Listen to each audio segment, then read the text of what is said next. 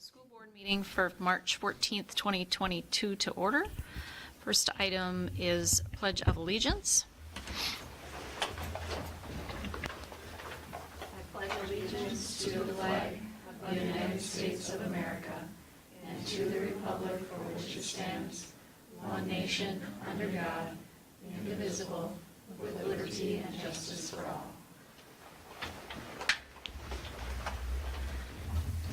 Next is roll call of board members. Start with Ron. Ron Winter. Amanda Lacey. Jeremy LeBlanc. Sonia Peterson. Sharon Rupp. Dawn Odegaard. Matt Semple. Thank you. Next item is approval of the agenda. Is there a motion to approve tonight's agenda? I have no additions or corrections. Motion to approve by Semple. There's a motion. Is there a second?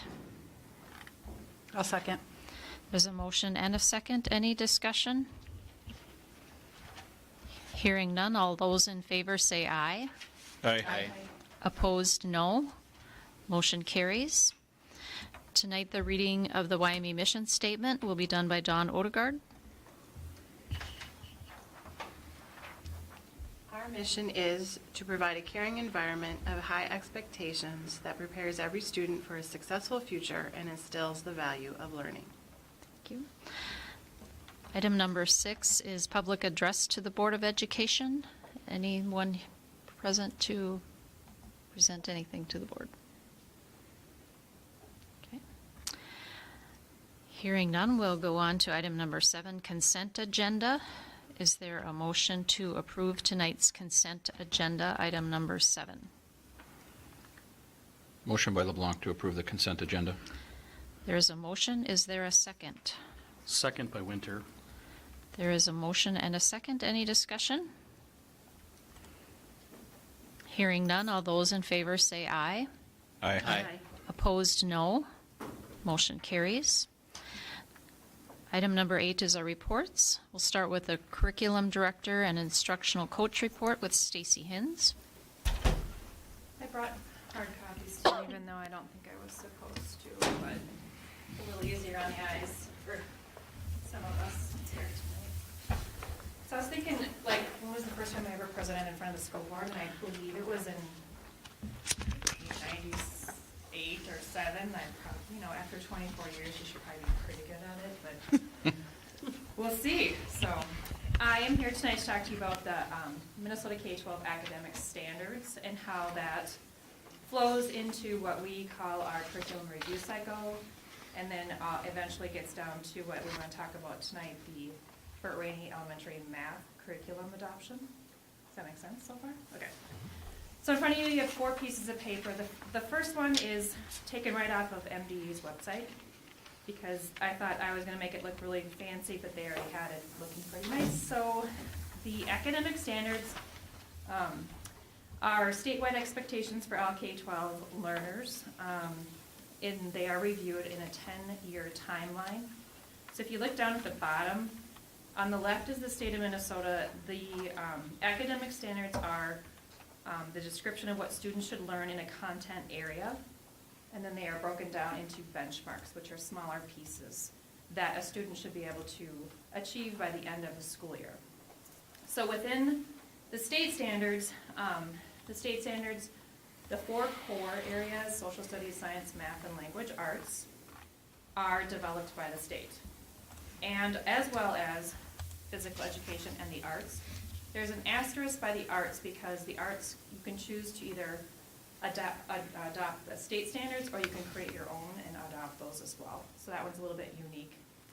Over on the right-hand side, it delineates between curriculum instruction and local assessments, which I'm not going to really talk about at this point, but down at the bottom, the local standards, just so you know, the career and tech ed, health, and world language are locally developed standards. Most often, people in those content areas will adopt or model their standards off of national standards. Does that make sense too?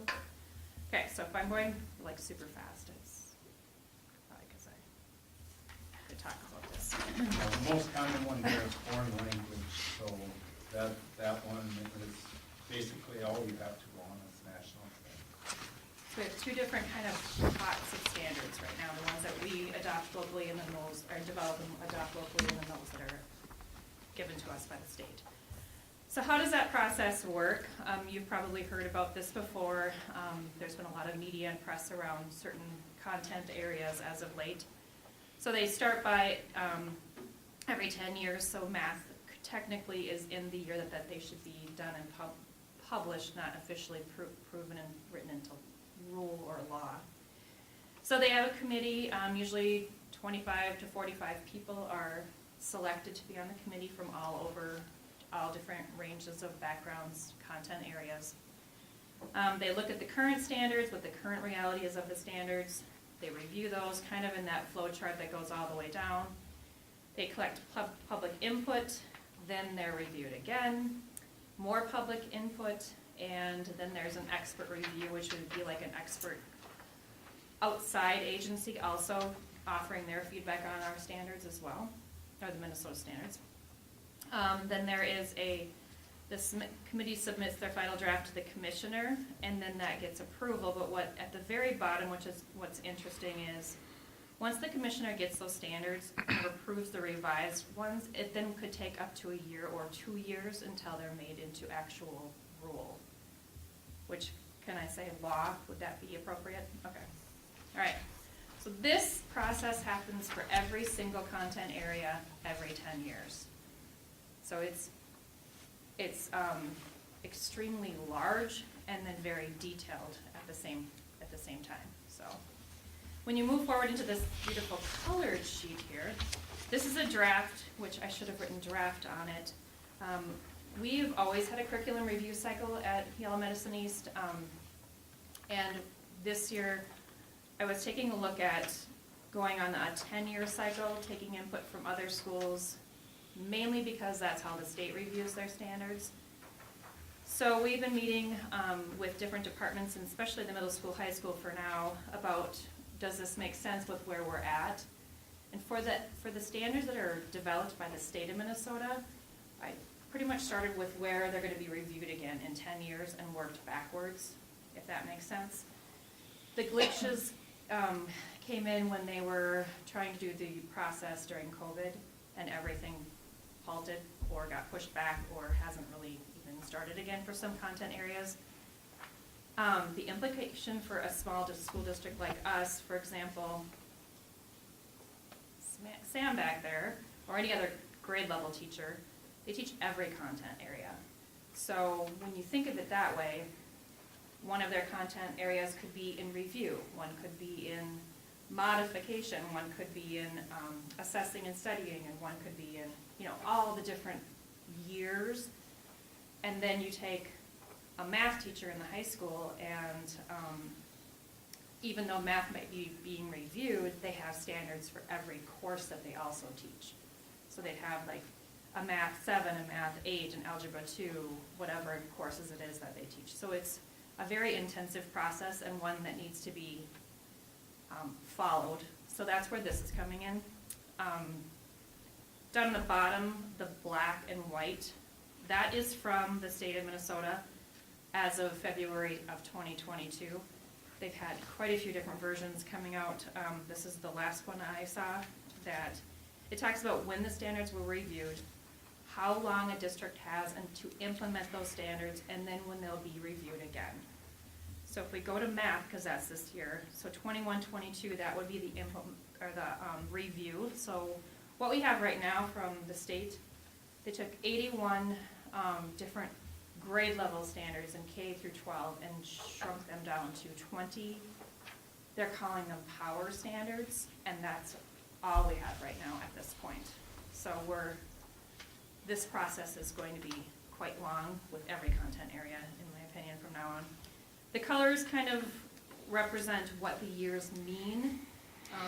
I think typically in the past, curriculum review cycles were made, and maybe I'm incorrect, but I think they were made so that you don't run up against trying to make purchases year after year after year after year, and all of a sudden everyone thinks they need a new curriculum and we can't afford those. So I'm not sure if that would be an accurate statement, but I think that's kind of how that went before, way before this group of people sitting here. Okay, questions before I know I'm going to make this? Comments, questions? Are you like, I don't know what she's talking about, this is confusing? No? Good. What? Good. You're good? All right, the last page, I think, makes a lot of sense, and then when I looked at it from new eyes, I thought, this isn't gonna make any sense. But, when we took a look at the Burt Rainey math curriculum, we're using Envision Savas, formerly known as Pearson. And that really needs to be our curriculum focus that we addressed this year. So the committee met, their names are all here. We went through, what we first started off with was a forced choice analysis. There were a lot of conversations, a lot of questions, a lot of really well-developed, how do you say it? Not even a disagreement, just really well-developed thinking and concerns and questioning over how we were going to use what the best guiding principles of mathematics instruction and curriculum is to select the best curriculum for our district. We also we reviewed the curriculums against a rubric, both from the MERVED that they've used and then the National Council of Teachers of Math.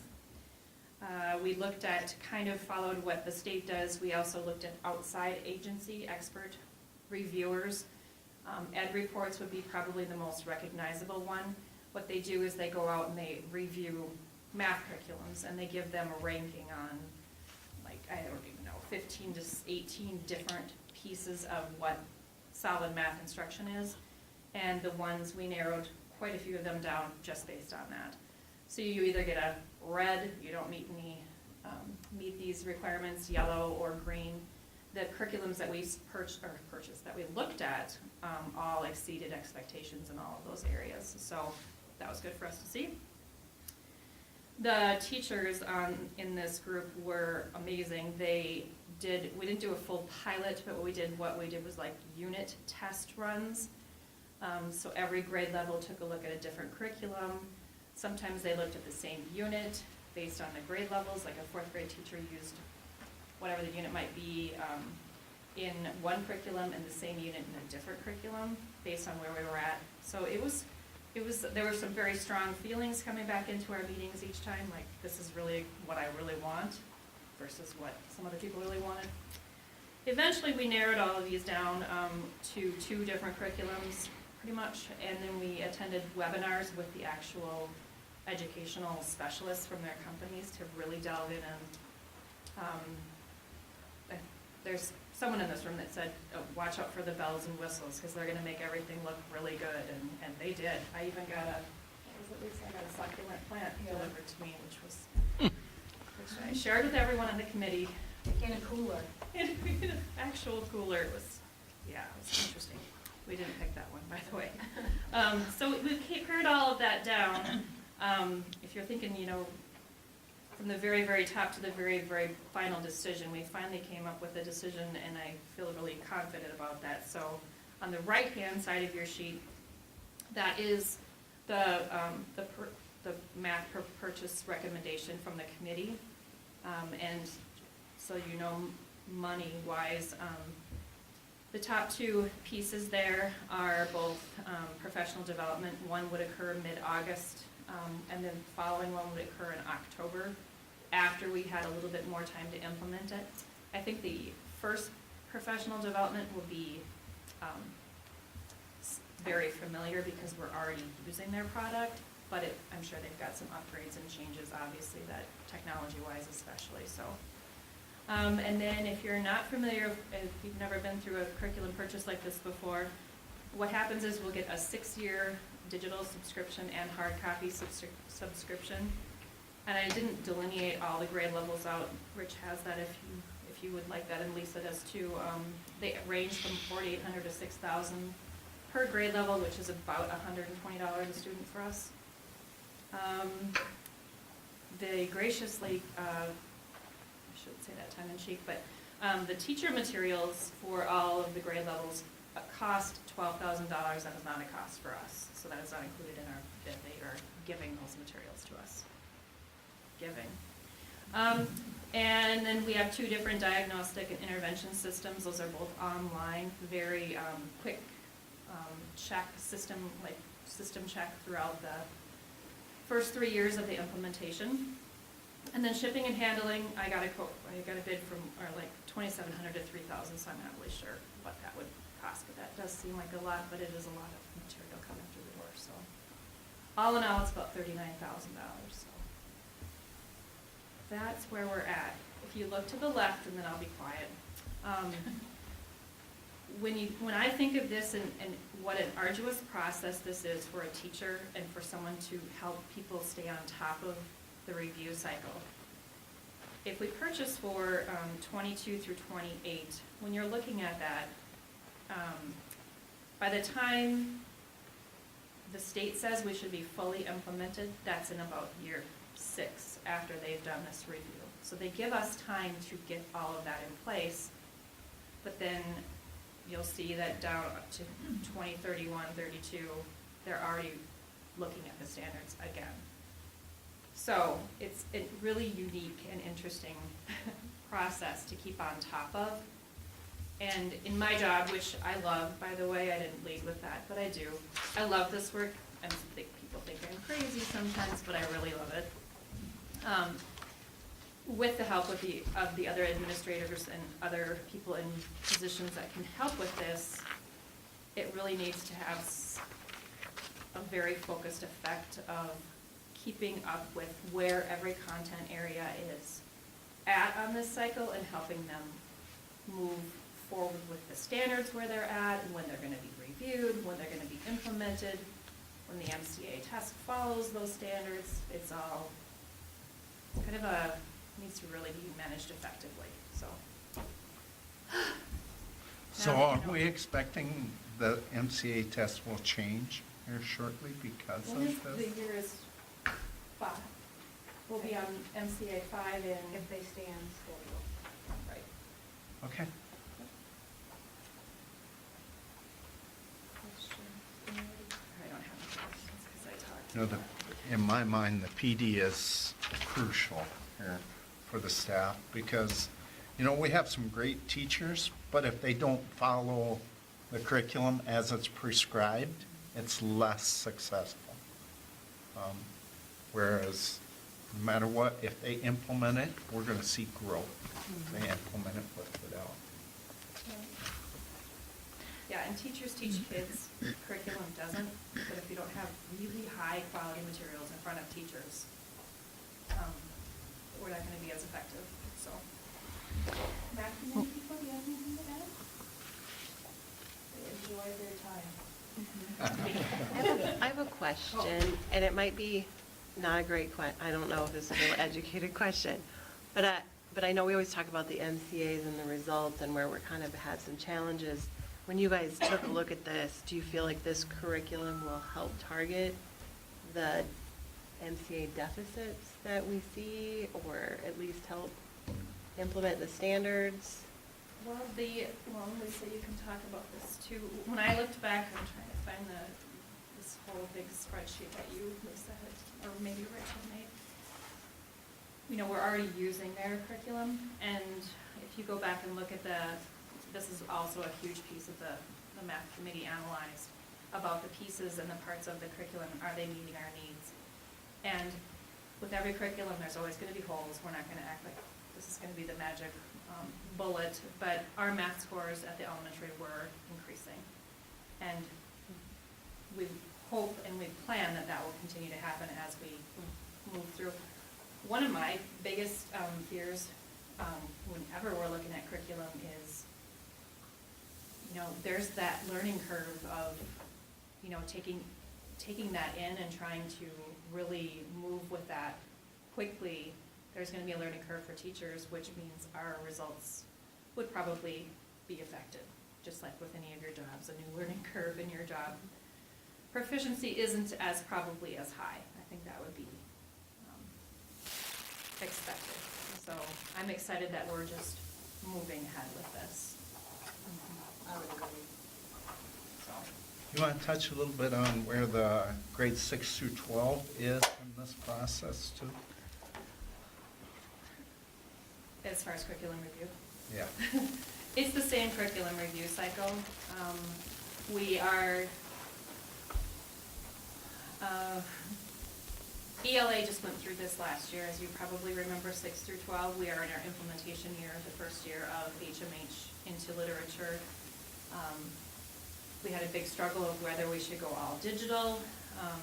We purchased, you helped us purchase hard copy books, and I am really impressed with the feedback I'm getting from all of the teachers from that. So ELA is really moving into that implementation, but like Rich said, it's constant professional development. So we have 30-minute individualized sessions for our teachers to meet with their learning specialists to keep that level of expectations high. Every curriculum area that the elementary is going through, the middle school, high school will be going through. Social studies, in my opinion, will be one of great need for us so that we can move forward with those standards too, but I don't know when that will become part of the rule quite yet. I don't know. No, that's, so I think we recently purchased the 6 through 12, right? When I Last say year. recently, Last within the last 5 years. Yep. This was for math, Oh, for math, Yep. yes. like within the last 5 years. So we think we're okay there, but we'll continue to look at that. We're gonna have to do a deep dive and figure out where things are at with our implementation at the middle school and high school. Because if we do a good job and get traction coming out of 5th grade, and then we don't continue with that traction going 6th through 12th grade, obviously we won't reach our full potential. Be something we do. MCA, the first MCA for math is in 3rd grade, right? Yes. So what do we do to monitor that in grades? This is not an I got you, I'm trying to lead through questions that they probably are thinking about. How do we assess our progress with our curriculum in grades K through 2 then? Star early literacy, star math, star reading, and then we have quite a lengthy list of local assessments like DRA. There's titled as a number of, Carrie, how many do you think you guys have on your list that you need? 6? Yeah, I would say a 6 additional. So that's how we track that. I don't want you to think that all of a sudden in 3rd grade is the first time we know where kiddos are at. I think they do a good job of monitoring it.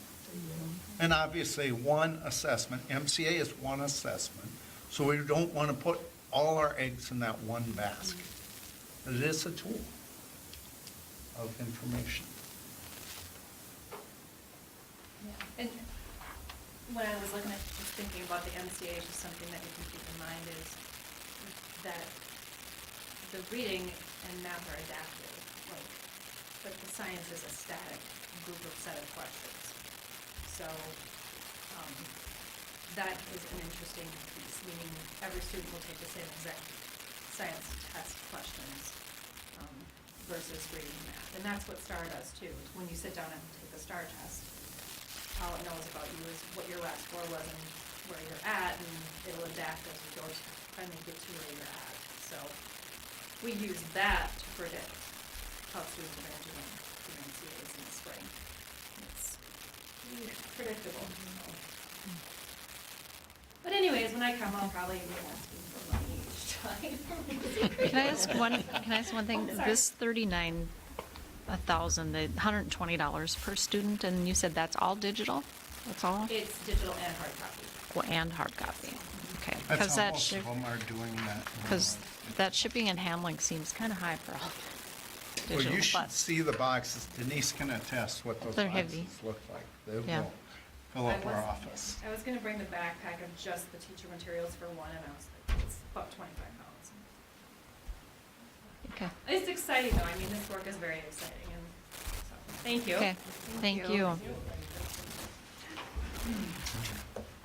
Okay, next we have Burt Rainey Elementary report with Mrs. Hanson. And the clip, so if you want to see.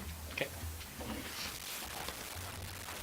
All right, Matt is passing around a packet of some additional items that I did not get on board book, but just starting off with number 1, we had our kindergarten kickoff event last Thursday.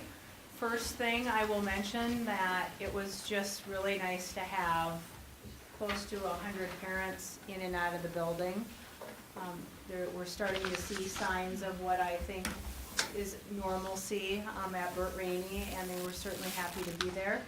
We had 46 families register to attend kickoff. We had a few that did not show up.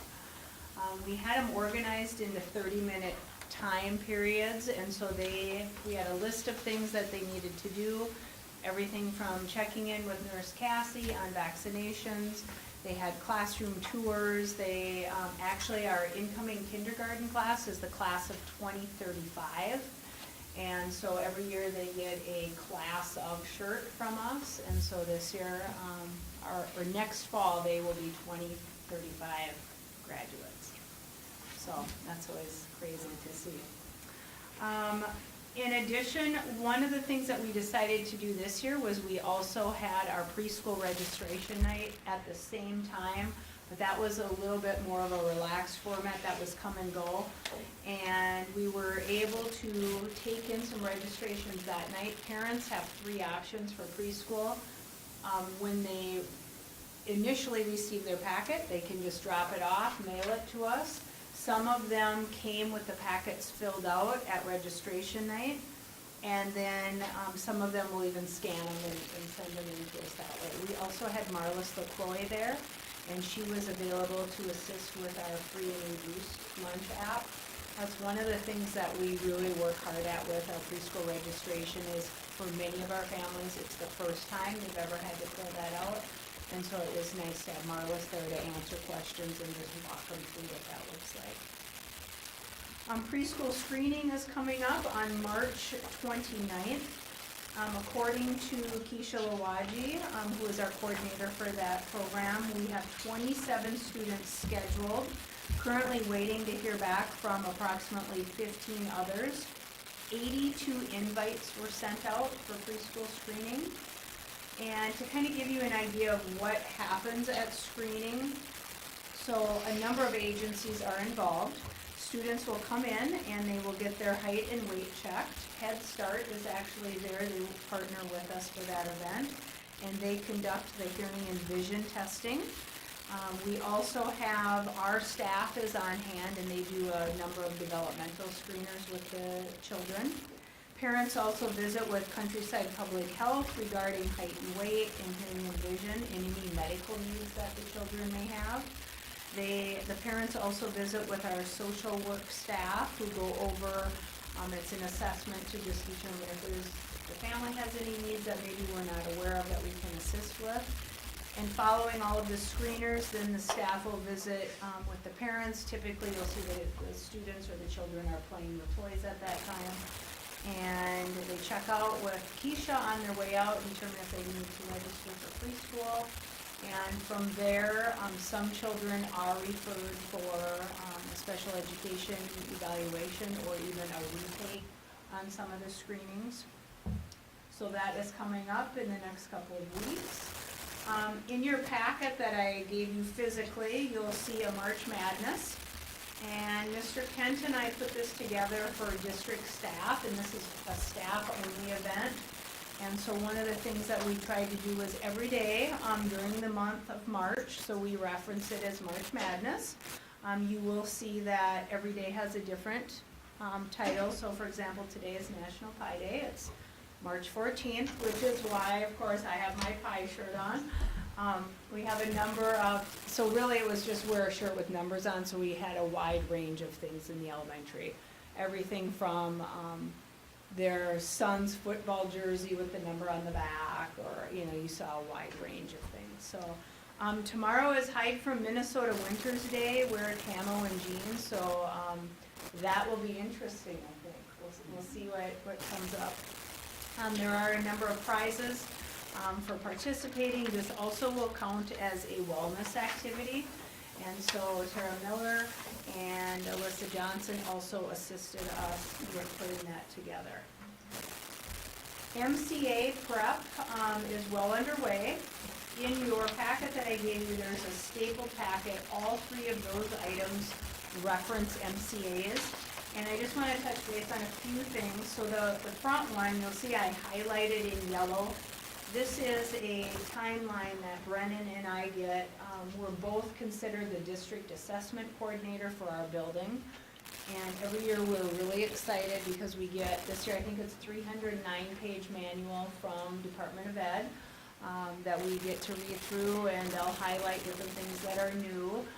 And so we use that as we prepare for testing coming up. But one thing to just kind of give you an idea, the testing window is highlighted in yellow. Reading and math it actually opened on March 7th. You must be done with all testing for math and reading, including makeups, and including any special accommodations by May 6th.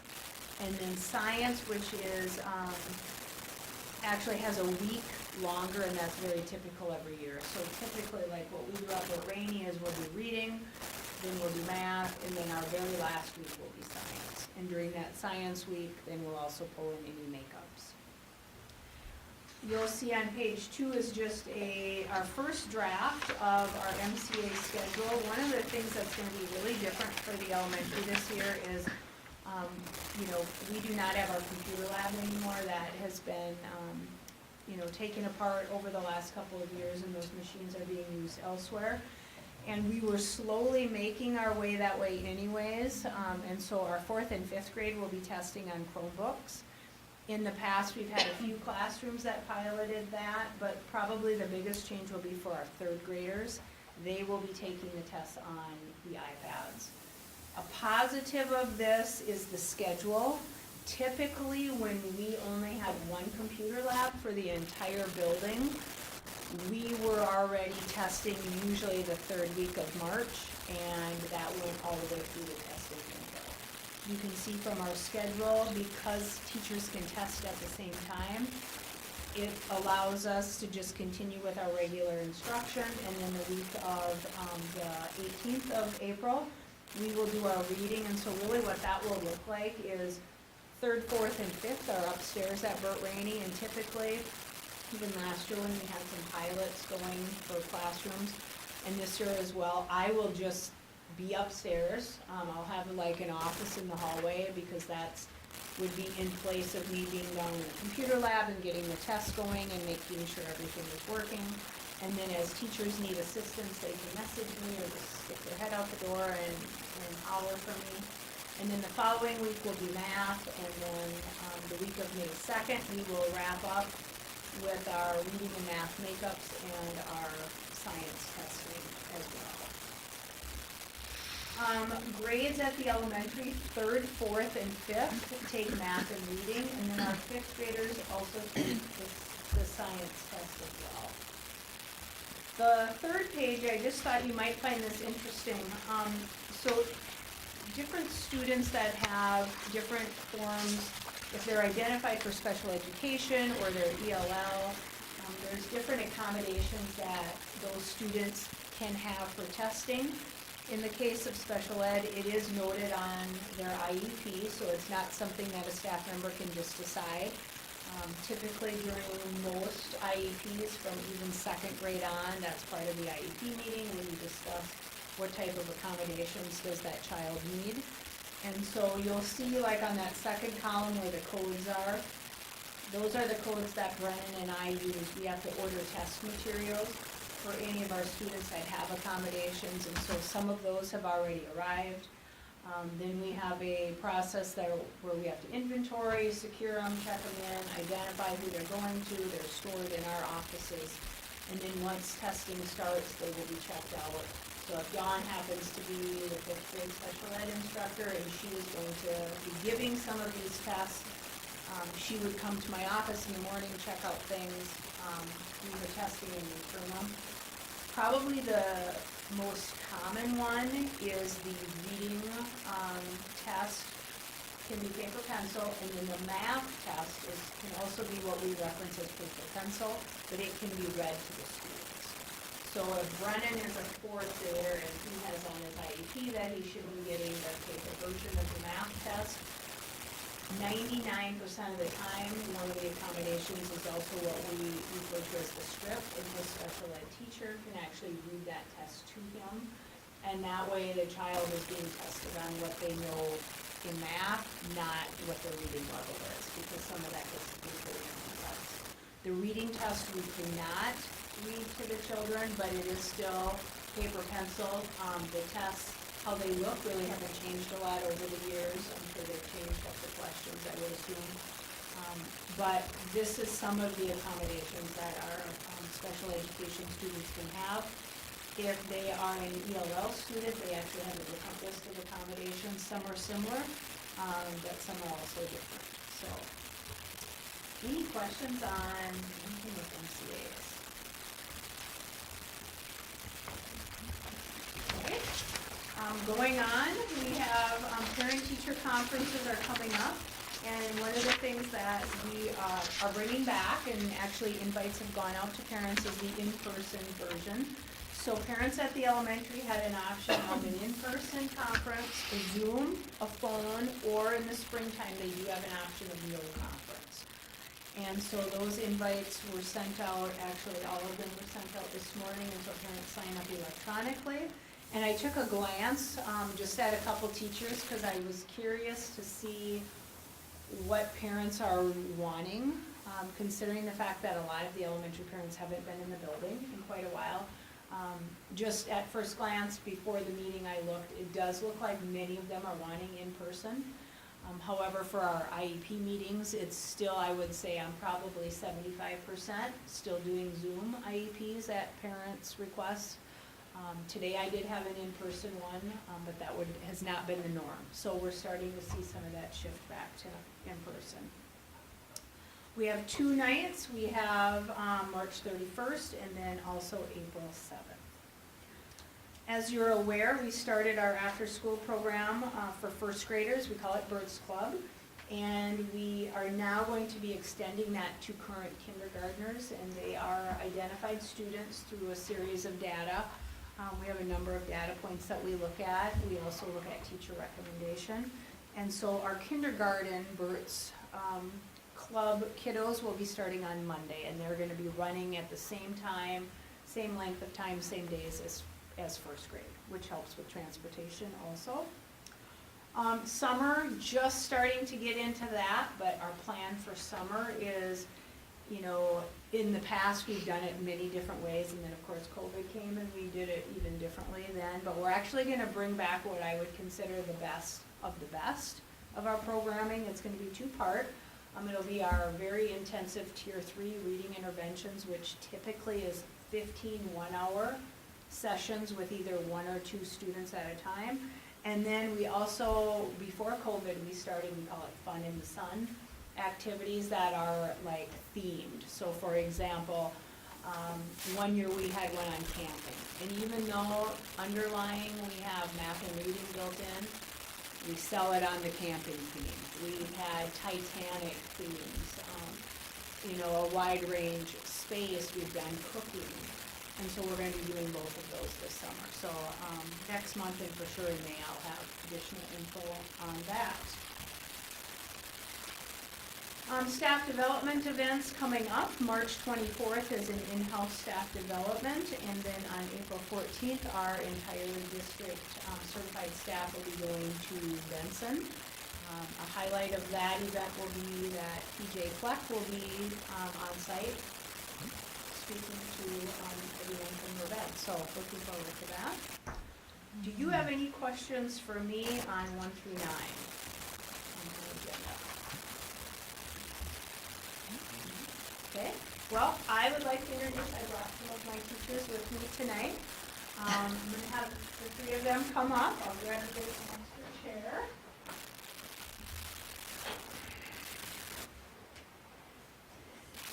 There you go. One of you gets the... All right, I think it's all of you. Hello. Hello. Hey. Hi. Yeah. Sure. I'm Carrie Shackelford. I am teaching Title I this year. I've been teaching for about 26 years, and I've been in kindergarten, first grade, preschool, and this year I'm doing Title I and support these guys right here. I'm Christina Blackwelder. This is my 11th year of teaching. I've taught K1 kindergarten by itself and now first grade. I'm Samantha Gort, and this is my 10th year, I think. And I have taught 1 year of second grade and 9 years of kindergarten, and it's all been at Rainey Elementary. So we kind of just wanted to come and share a little bit about how the school year is looking this year for our primary age group, and some of the challenges and changes that we have been experiencing through the primary grades, specifically kindergarten and first grade. We believe that we are likely experiencing a lot of an impact from COVID, hitting our communities this last couple of years, as well as numerous other possible factors. Typically in the past, a majority of kindergartners have attended 1 to 2 years of preschool, and then those preschool experiences have given them rich learning and social experiences, a time to develop and get used to routines and expectations of school. They have been able to develop skills, both academic and social. They have had opportunities to learn and grow their vocabulary, language, by listening to each other, having group discussions, being exposed to books and print. They have also learned early math concepts through hands-on play experiences, designed to teach those concepts in developmentally appropriate ways. And in those preschool years, kids normally had the opportunity to learn how to share with their peers and problem solve through difficulties with friends, along with the guidance of their teachers, helping them navigate through their day. So this year, we have had 18 out of those 43 kindergartners who did not attend, who did not previously attend or have the preschool experience, and that's compared to the 2 to 3 that we typically don't have participate in preschool. So it's been a big jump with COVID. And then those who did have preschool had very limited experience because of COVID and the disruptions and extended distance learning that we experienced last year. Possibly because of the number of kids coming to school without this rich background and other unknown factors that the community is facing or has experienced, we are seeing much greater needs than ever before in our primary classrooms. We have children with multiple behavior challenges, hitting, crying, fighting, hiding, running away, refusing to do work, or having temper tantrums. We have kids with very low language skills, such as improper use of pronouns, speech concerns, lack of vocabulary to form sentences or understand instruction, and often low verbal skills get in the way of these students being able to express themselves well enough to get along with others and to be understood by their friends and teachers. So they're not able to verbally express how they're feeling. And then there are multiple children with social emotional concerns and mental health issues in every classroom. Mental health issues are on the rise everywhere, and we are no exception. These types of issues can prevent kids from being ready to listen and learn in a typical fashion. These concerns have always been present in our schools, but so many are elevated at this time. Teachers are feeling overwhelmed and unable to meet the academic and social emotional needs of all of their students, and the ones that with concerns as well as the ones without concerns. We feel like we haven't been able to reach all of them. Some of the ways that we are attempting to address these concerns are with the Burt after-school program, Burt's Club after-school program that we've touched on. Right now we have 12 participants, 12 first graders in that, and then there will be kindergartners starting them next week, like she said. We have a summer reading program, and then paraprofessional support in the classroom. We have also added extra hours of title time this year, which has helped serve kindergarten through second grade students. And these things have helped, but it hasn't been enough. We aren't able to teach kids effectively with so many disruptions happening during the day and so many needs in each room. As you know, we have been advertising and attempting to hire a third first grade classroom, and since December, and we have not been able to fill that position, and this would have made a big difference. We just wanted to give you a little bit of an insight of what we are facing and struggling with this year. And we would like to ask you to keep these things in mind as you make decisions soon concerning primary classrooms and programming for next year. Currently, this year, our class sizes are 21 and 23 in kindergarten, and then in first grade, our class sizes are 22 and 23. In our experience, small class sizes have a big impact with young children. We believe that one of the best choices we can make for our primary kids next year is to keep as small class sizes as possible, especially and specifically in kindergarten and first grade. We know that smaller class sizes are important in all grades, but we are really seeing the need for kindergarten and first grade to be kept as small as possible as we try to draw kids into learning as they begin school. With small class sizes, we would be able to deliver more of the instruction in small groups, meet with all of our small groups, to meet each student where they're at, draw the students in who are not being engaged, and build better relationships with each student. We want to invest and give them a great start to school. So thank you for listening and hearing our concerns. Sorry that was a lot, but it's just some of the stuff that we're facing this year. Thank you for coming. Just Thank you all. update these folks. So what we'll do is we'll take a look at this Turnout finance. April 7th is our scheduled finance committee meeting. Yep. That's when we'll make that decision. We do appreciate it. Yep. It's Yeah, not lost really on appreciate, us. yeah. Yep. Yeah, thanks for sharing coming. your Insight. One thing I'll add, I think we've talked about this at board meetings before, but the first grade position that we opened back in October, one applicant interviewed, and she took a job that was for, she was not it was still, I think it's probably still posted, I think 2 weeks ago it still was. No, we took it down. It's down now, okay. But, so throughout that entire time, not a phone call, not an email.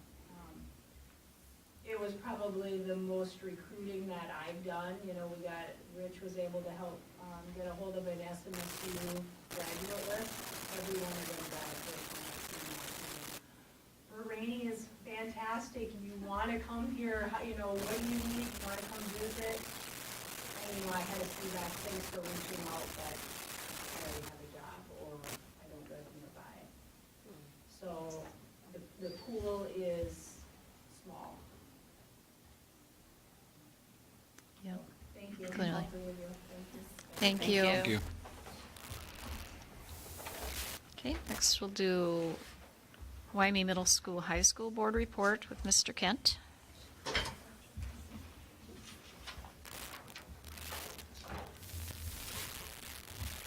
Good evening, everybody. Good evening. All right. A lot of my items, we'll look at some recap items, but a lot of it tonight's going to be visiting about some future events, as this is a busy time of year. Just a couple recap items, the Winter Band Choir concerts, they did a fantastic job. Those were held there the last week of February and the first week of March. Good to see our new auditorium put to good use with a lot of families there taking in those events. ACT was another one on March 8th. That took place.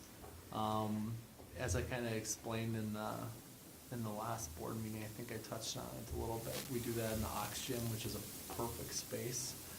There's a lot of requirements that go into ACT in the setting, and the Aux Gym makes it really easy to use. So we're super grateful to have that space within the district to complete that.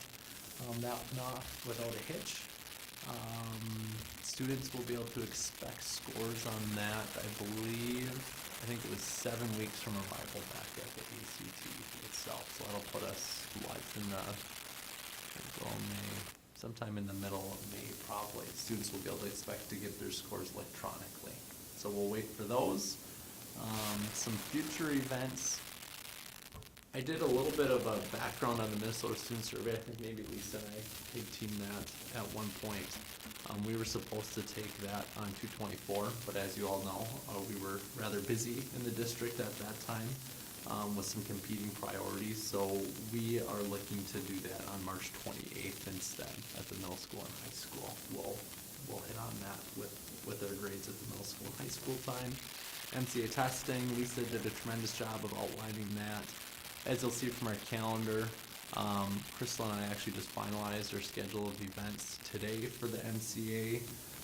For reading at the middle school, high school, that'll be our 6th, 7th, 8th, and 10th grade kids that will be taking the reading assessment.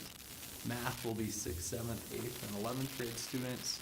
And then science will be 8th and 10th grade. And those are all cookie cutter, just like our elementary. The state tells you what grades they're gonna take in, with the exception of the upper level science tests, which our sophomores will be taking. And ultimately, the only flexibility that lies with that is some districts have different orders of where their science classes are taken, and the state says students who are actively taking biology should be engaged in that test, which of course at Wymay it's been our sophomore kids that are taking biology. Commencing of spring activities, a lot of fun today. I believe softball and track both had their practices today. First ones of the year, and I think baseball and golf next week, and tennis to follow. So that's always exciting to have those things. The weather's starting to kind of show it a little bit. Some of that snow is disappearing. And there's been a lot of chatter in the hallways of some of those spring events starting. So that'll be exciting once those officially kick off. Well, if the weather cooperates, so those seasons aren't as short as sometimes they can be made by weather. SYME scholarship application submissions, those will begin March 17th. Already a lot of questions coming in on that, getting kids off on the right foot. So you guys, of course, assisting with those pieces. The banquet, SYME banquet, will be taking place on May 15th. That'll come rather quickly. Prom will be on April 30th. Miss Eisfeld is the prom coordinator heading up those efforts this year, and she will be getting some information out on that rather soon, as that date will rapidly approach as well. And graduation will take place on June 3rd this year.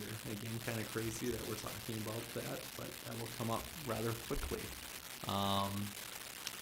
Just a quick note too, on parent-teacher conferences, we held our first session last Tuesday, and that was tremendous. The spaghetti supper was in the building, so it was great. I saw several of you out in the hallways and a lot of other parents milling around, so that was great to see. A lot of good conversations and meetings took place that night, and then we'll have our next meeting tomorrow evening from 3:40 to 6:40 will be our second night for conferences at the middle school, high school. And again, as Lisa had noted as well, families can meet via Zoom, or they can come into the building to touch base via email, whatever it may be. But we did have quite a few folks in the hallways, so that was great to see last Tuesday, and I'll hope the same happens tomorrow night. Some great things happening here.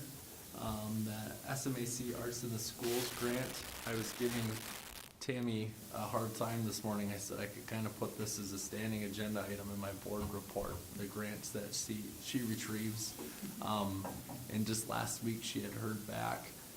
She had gotten a $4,000 grant through the Southwest Minnesota Arts Council. And just gonna do a little bragging on Tammy's part, because she won it. I think there was 14 applicants with 8 grants being awarded, and hers actually ranked 1 out of 14 with their scoring system. And what that was entitled in her envision for that, it's Rainbow Room, a multimedia art installation. And we kind of were talking about it a little bit today, and ultimately she has a basis of what that's going to be used for, and she's kind of got some ideas of how that could be, have some SEL components into it as well. But as soon as that gets firmed up, she'll look to start on that even this spring, although the project itself will probably be more so taking place next fall. So that's exciting. More opportunities for our kids. Hats off to Ms. Eisfeld for pursuing that grant and attaining it. Another piece I had on the puzzle there, Lisa alluded to several things that were kind of taking place, getting back to that new normal, or back to normalcy in general. And an example of that again would be with egg in the classroom. So Daryl heads that up with FFA members, facilitate that. And what it is, where fourth grade students from area schools, I think it's normally 12. I don't know how many actually participated. I should have asked them, but there was a few out there. And that was out at Midwest, and ultimately, it's presenting in a variety of topics to these kids, but it's kind of focused on FFA and some of those future things. So I think we had quite a crew. I think we had 20-some students that went out there, and I visited with a couple of them today and last week, and they were really excited to do that, as it's almost like our high school kids, you know, haven't had a lot of those experiences either as it relates to the presenting and such. So it sounded like both the kids, the fourth grade kids from area schools, and our FFA members did a great job, and they were all really excited about that. I think the last thing I had then was just a staffing note, which you'll see later in the agenda there, and I'll just note that I'm super excited about that.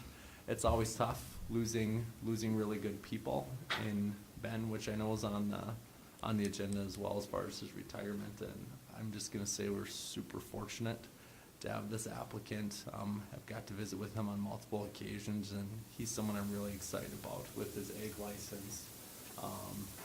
I think almost every school in the area, quite a few of them have that position posted, and we're super fortunate to get him in the building, and with his educational background and some of the things I think we'll be able to do, I'm really, really excited about it. So, any other questions for me on any of these items? Any questions? No?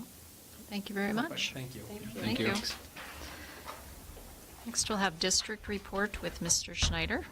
Okay, as Brendan alluded to, and you'll see later, we did do some hiring here. We will also be doing some reassigning of some staff, so we're getting a little bit closer to being full strength for next year. A lot going on. We still haven't filled our first grade position.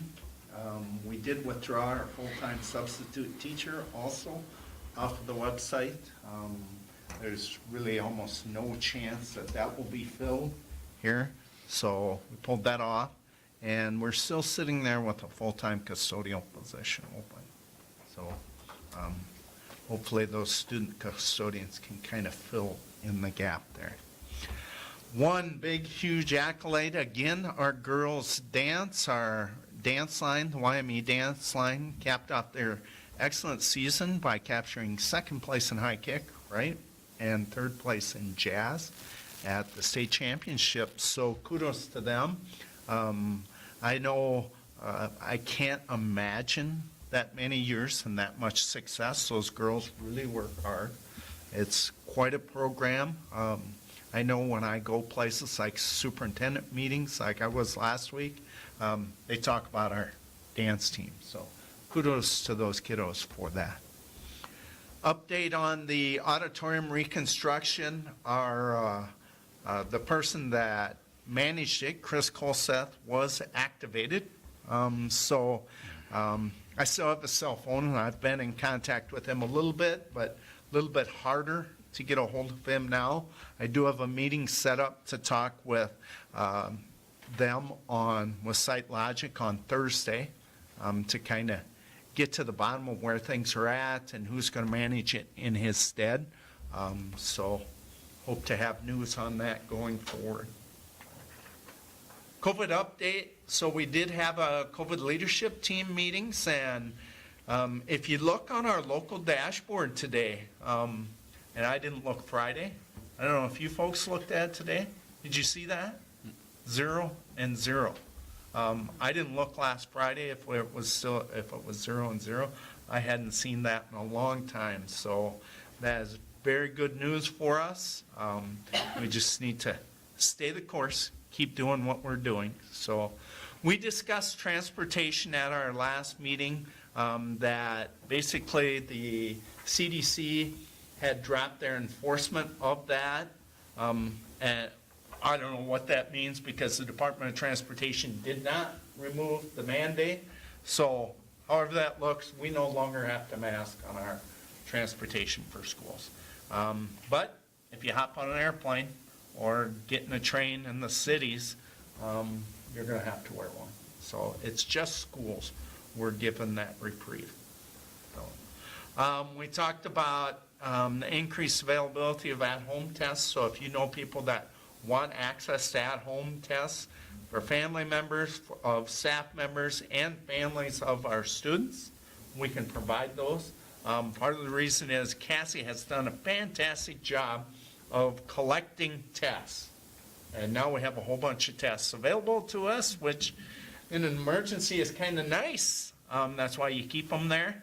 But we have those available, and we're much more willing to hand them out now than we were in the very beginning, when things were a little bit tight. Don't they expire?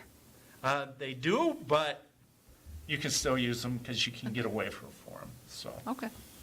part of the reason to think about that is a lot of people don't want to report, or some people don't want to report the status of those tests. So they may be testing at home, and we're just unaware of it. Sure. So data may not be great, but with these, we're a lot more flexible with it. We send one home with you. Just take a picture of it and show it to us so we know, so we can account for them.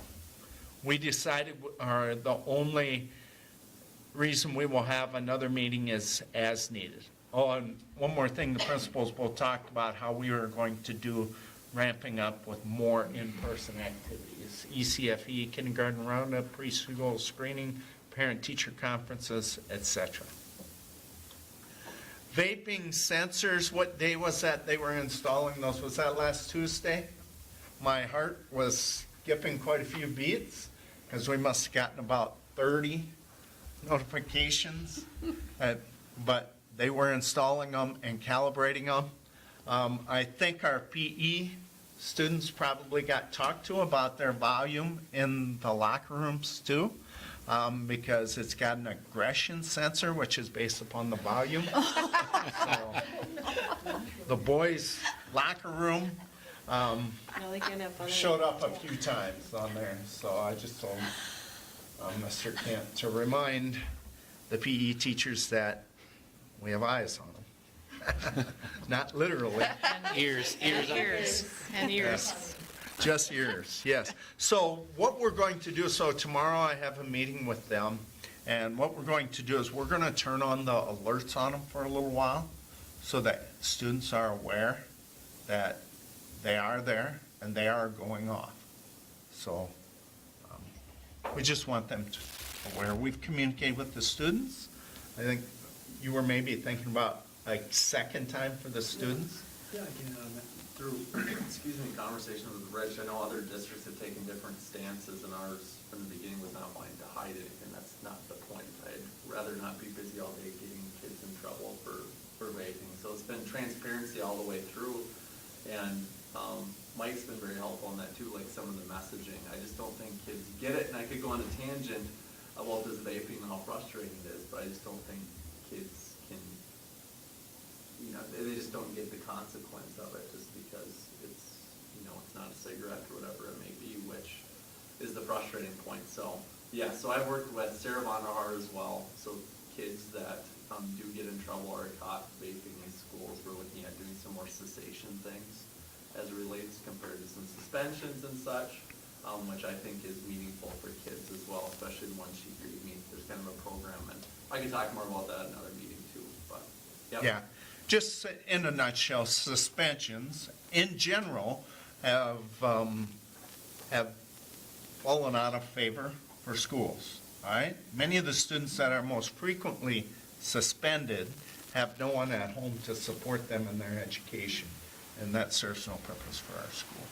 So we're trying to look at other alternatives for that, and cessation training is a great example of it. So, thank you for, I believe it was 2 years ago, you were willing to pay for me to get national board certified, and I was able to complete that last Thursday. The thing that was so amazing is that we did this during COVID, and so I actually only met the members of my cohort twice throughout the whole time. That was unusual because I had different things going on, but I was able to get through it. And as you will see eventually with our strategic planning, you'll see some pretty good documents, some pretty good data put together. That was my project for my certification.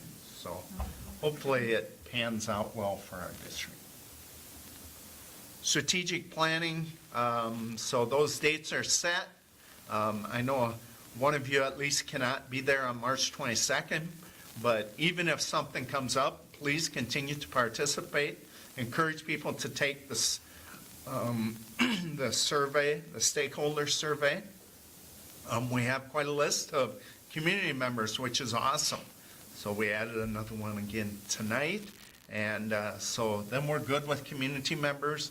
Mr. Kent and I are going to try tomorrow to identify 6 to 8 students that we think would be representative and have the personality to contribute to this process going forward. We want a wide variety of students, not just students that fit a certain mold. So we'll work on that together. A little bit about the American Indian Parent Advisory Council resolution of non-concurrence. We have met, Sharon and Dawn both met with me, and we went through and put together some items of response to their areas, and I'd like to just, as briefly as we can, and I will then share it with you folks. It will become part of the board packet here. But I wanted to go through the major areas and what we are recommending. So the first area that they highlighted was provide annual mandatory competency and staff development, and a few bullets below that. We will continue, our response is we will continue to provide mandatory training that is necessary for teacher licensure. So teachers are required to complete cultural competency for their teacher licensure. That will continue, and that's a tool that we have to address that. We will work to incorporate greater professional development opportunities and training that reflects the specific nature of our student body and community, which obviously Native Americans play a big part of our community. We're roughly about 18 to 20% of our student body. So the Staff Development Committee will have a member from the Indian Education Department, I will call it. So in this case, it's now Tiana Odegaard serves in that capacity, and that will help us give great perspective on our professional development. They made suggestions about historical walkabouts, outdoor classrooms, experiential learning. Those will be offered as tools, especially to our social studies teachers, and incorporated in our curriculum there in a manner that students should progress through that. Maybe an event that we have seen in the past. I believe it was the petroglyphs, the Jeffers petroglyphs. We will identify where that belongs in our curriculum and try and continue. I know many field trips have taken a break because of COVID and or expenses, and we will try our best to reincorporate those.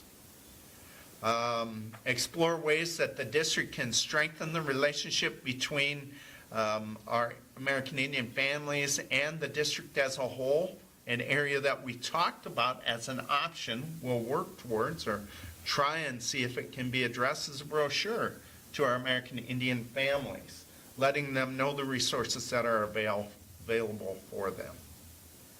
And then one other area in just this topic is Dakota language is offered in our middle and high school, and then also it's offered for our Bumblebee preschool classrooms. And we intend to continue with that. The next area was to, they are requesting a culture space to practice prayer or engage in meditation. And so we will explore options for a space for our students. At this point, we're not committed to that.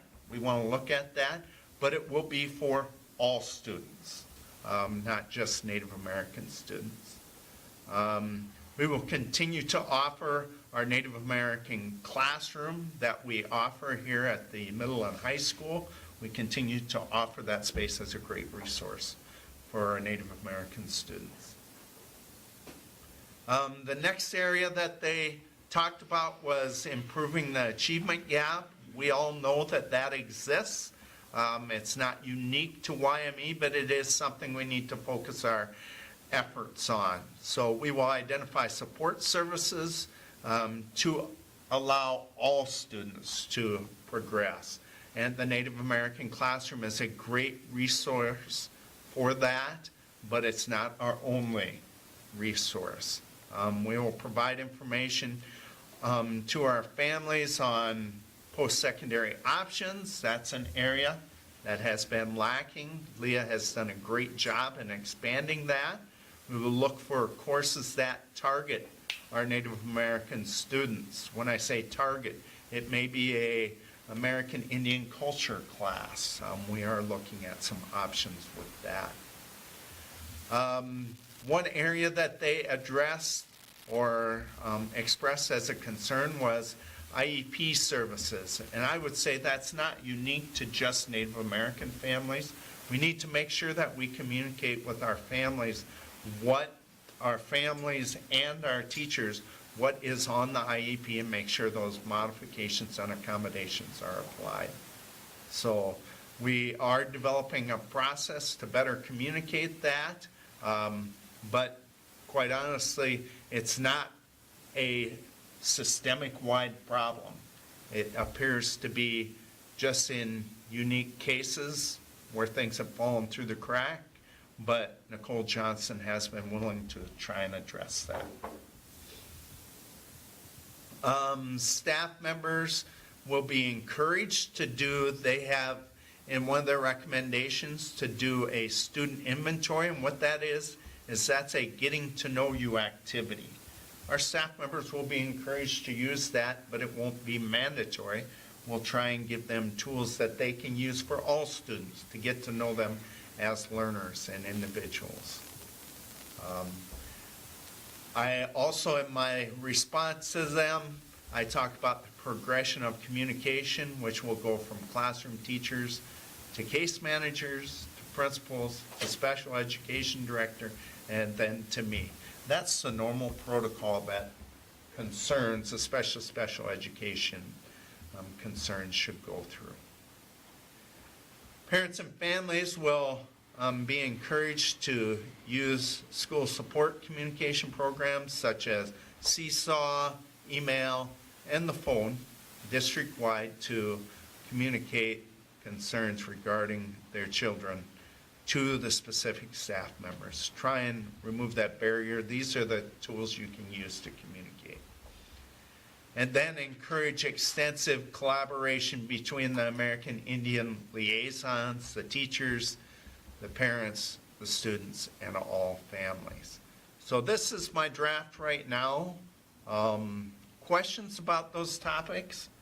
This would be approved and signed, and it needs to be signed by all members at our next board meeting. So I will include this in the board packet. Are there questions? I know I glossed over it pretty quickly, but Sharon and Dawn and I have gone through it, and it's been shared with the principals.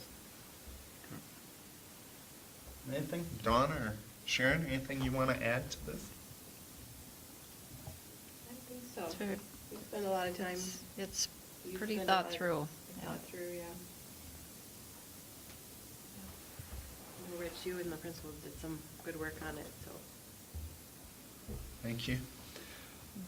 Then I wanted to kind of give you an update on our SR2 funds. So with the MOU we approved tonight and our settlement with the EMYME, along with the many other areas, basically our SR2 dollars are expended. All right, so it'll take till the end of the next quarter for us to draw all that money, but Jeremy, would we draw about 185,000 of it today? So we drew that from it.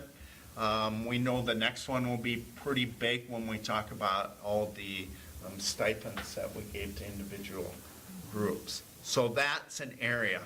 An area that many people aren't aware of is we did hire an extra social worker. We did offer additional time to our staff, including our paraprofessionals and teachers, for preparation both last summer and then throughout the fall. And so those added in there to try and help improve things for our students and families. We did offer some additional hours for our liaisons also, both last summer, and then we're working on some of it now. Those all came out of ESSER dollars. When we talk about curriculum improvement, Stacy's a great example. We are paying for her salary out of ESSER dollars. We'll try, and once we're done with ESSER 2, we'll start working on ESSER 3 to try and offset our expenses.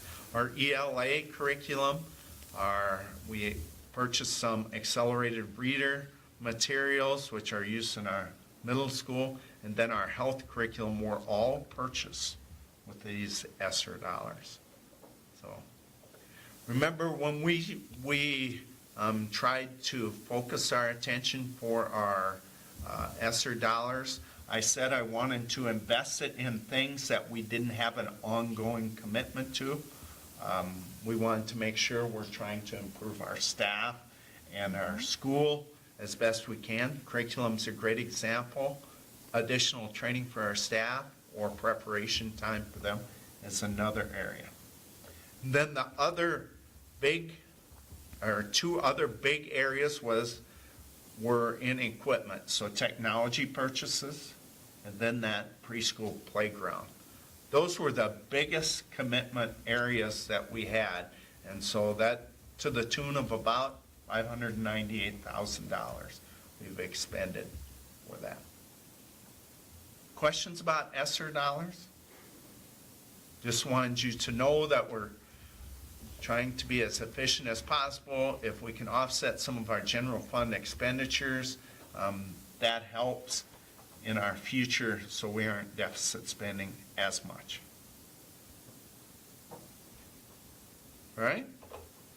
Sorry so windy, but last thing, MSBA virtual day at the Capitol. So you can do that from the comfort of your own home. They just sent something out today. That is Thursday from 1 to 2:30. If you want to register for it, Denise can get you registered. I'm registered already. So it's good information for you to get caught up on what's happening in the legislature. And if they hold true, there's some heavy hitters going to be on that Zoom call. So. All right. Okay. Thank you. Yep. Any questions? Not necessarily a question, but did we need to talk about the money that we approve at buildings and grounds? I think, yeah, Or did we do need to talk about that, but I don't know where that fits in the Yeah. conversation tonight. Jog my memory. What was it? About the steps on the football field and then the softball. Like the amount that we're okay to approve, Okay. the dollar amount? Yeah, I don't, all right, let me look quickly. Good catch. It just popped in my mind. I was like, oh, yeah. Well, heck, we have it here in, I tell you what, is it appropriate to talk about it when we talk the buildings and grounds Yeah. report? I think That's so. fine. Yeah, okay. Okay, no other questions? Okay, thank you for that report. Next item is our celebrations and recognitions for March 2022. From Burt, Rainey Elementary, thank you to our 4 social workers, Tammy Caruth, Amy Anguser, Sue Bones, and Jamie Goldberg for their endless support and care of our students, staff, and Wymay families. You are appreciated. Thank you to Angie Jans for her creative programming and diligent work with our ECFE program. You have assisted BRE with reaching many new families and have provided them with various options for learning new skills. And thank you to Sadie Kluver for providing Sunday gym time for our youngest learners and their families. Your time and efforts are appreciated. Thank you to Cindy Lavin for all your efforts in coordinating K-12 access testing for our students. Your ability to schedule and complete these in a timely manner is appreciated. Thank you to Jenna Lisi for all the extra behind-the-scenes things you do for our students. Your ability to individualize instruction and brainstorm ideas for students is appreciated. Your students are so lucky to have you in their lives. A special thank you to all of BRE staff involved in organizing and staffing BRE's recent kindergarten kickoff and the Little Stingers preschool registration event. Your time, dedication, and creative talents are appreciated. From the Wymay Middle School, High School, Jake Suter works hard for all students within his classroom. There are many innovative lessons found within his classes on a daily basis. He establishes strong relationships with outside organizations to further opportunities for students. Thanks for all you do, Mr. Suter. Trevor Schulte works hard to provide exceptional learning opportunities to students in his classroom. He establishes and maintains strong relationships with students, which enhance the learning that takes place in his classroom. Thanks for all of your hard work, Mr. Schulte. Daryl Refsland is a tremendous asset to Wymay School District. He forms strong relationships with students and actively engages all students within each of his classes. Thanks for all of your hard work, Mr. Refsland. And Andy Holt works tremendously hard for the students that he serves in his classroom. He connects with each student on an individual level and is flexible in his teaching to ensure all students have the opportunity to be successful. And thanks for all you do, Mr. Holt. And from the Wymay District, special thanks to Tim Knapper and Alyssa Hoffman. Tim Knapper has done a spectacular job organizing and overseeing our activities throughout the year, coming off a very busy winter season. He has been flexible with the many changes that are expected to be made and is willing to investigate and follow through on new and changing rules and regulations. Alyssa Hoffman is very detail-oriented and puts together methods to ensure organization of the many inner workings of the activities, athletics, and community education departments. Most people have no idea of the many things that occur as a result of their work. And I'm going to add one from the school board. Congratulations to Mr. Schneider on completing the National Board Superintendent Certification process. So congratulations. Next item is committee reports, and that will include our Building and Grounds Committee from February 16th. What do you want to talk? So there was a question, Okay. a discussion item. Okay. At our Building and Grounds Committee meeting, we started talking about the vape sensors. We watched a video on what they can do. It was pretty cool what they can do. I didn't realize they did so much. I thought it was just going to be for vaping and not all of the Aggression. other stuff that goes with it. Yeah, aggression. So that was cool.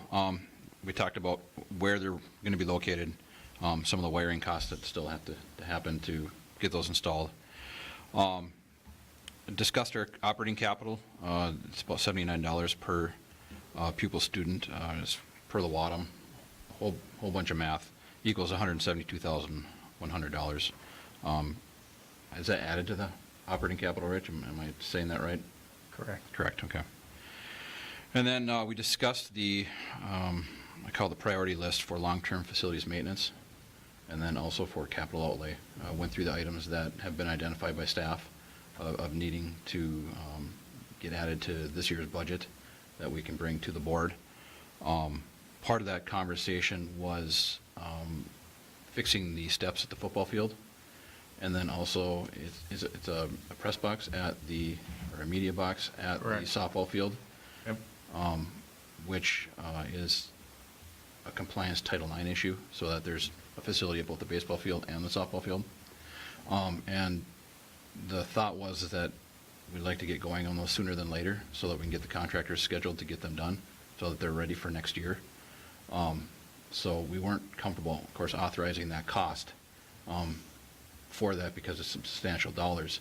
We're not ready to bring the budget for capital outlay or long-term facilities maintenance to the board yet.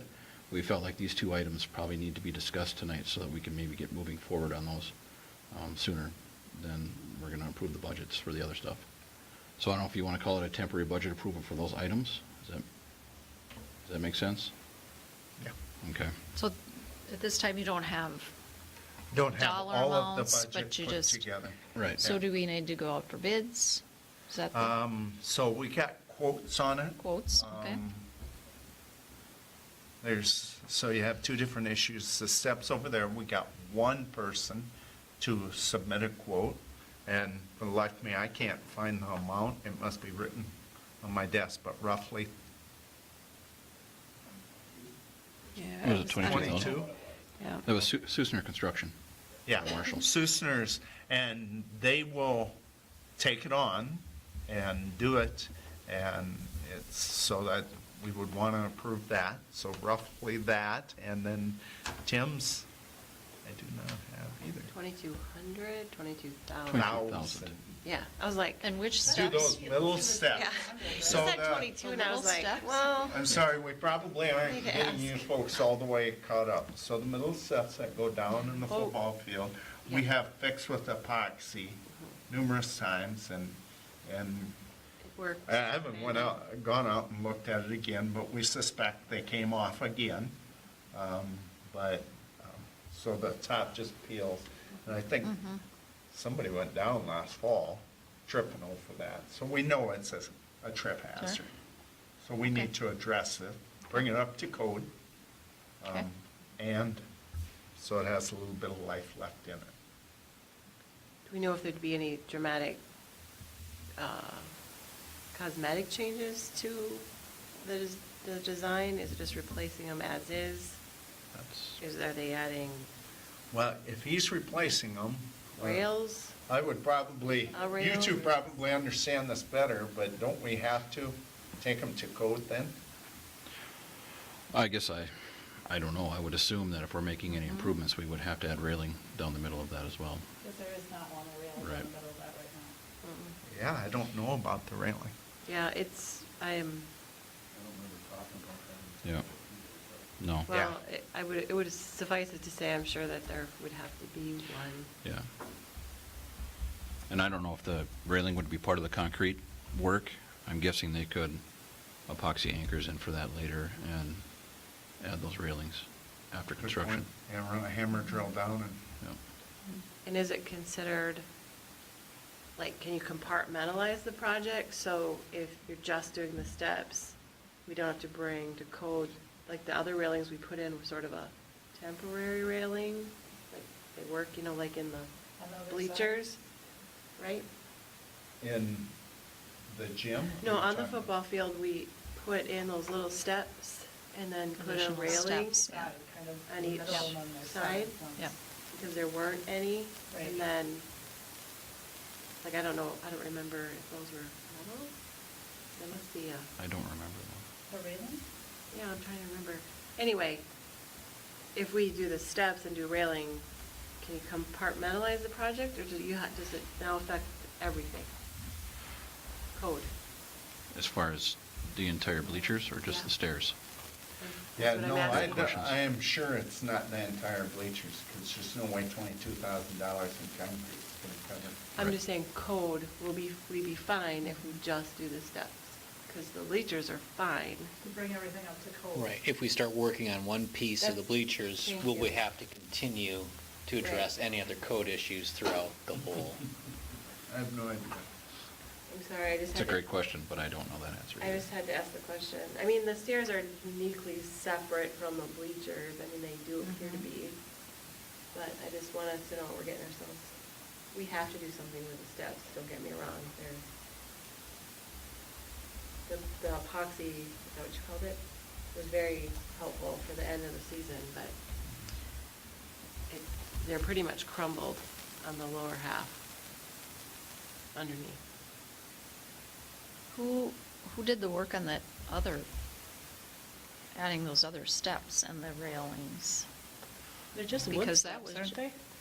It's the. Like on the bottom, It's aren't they, concrete. is it concrete on the bottom? I think it was just a wood step on the bottom. I think my brother did when he was chair. I think they're Okay. concrete. When they did that crow's nest, maybe. Okay. And that was done without having to do the center. You know. Yeah, I don't know how much code came into that. Yeah.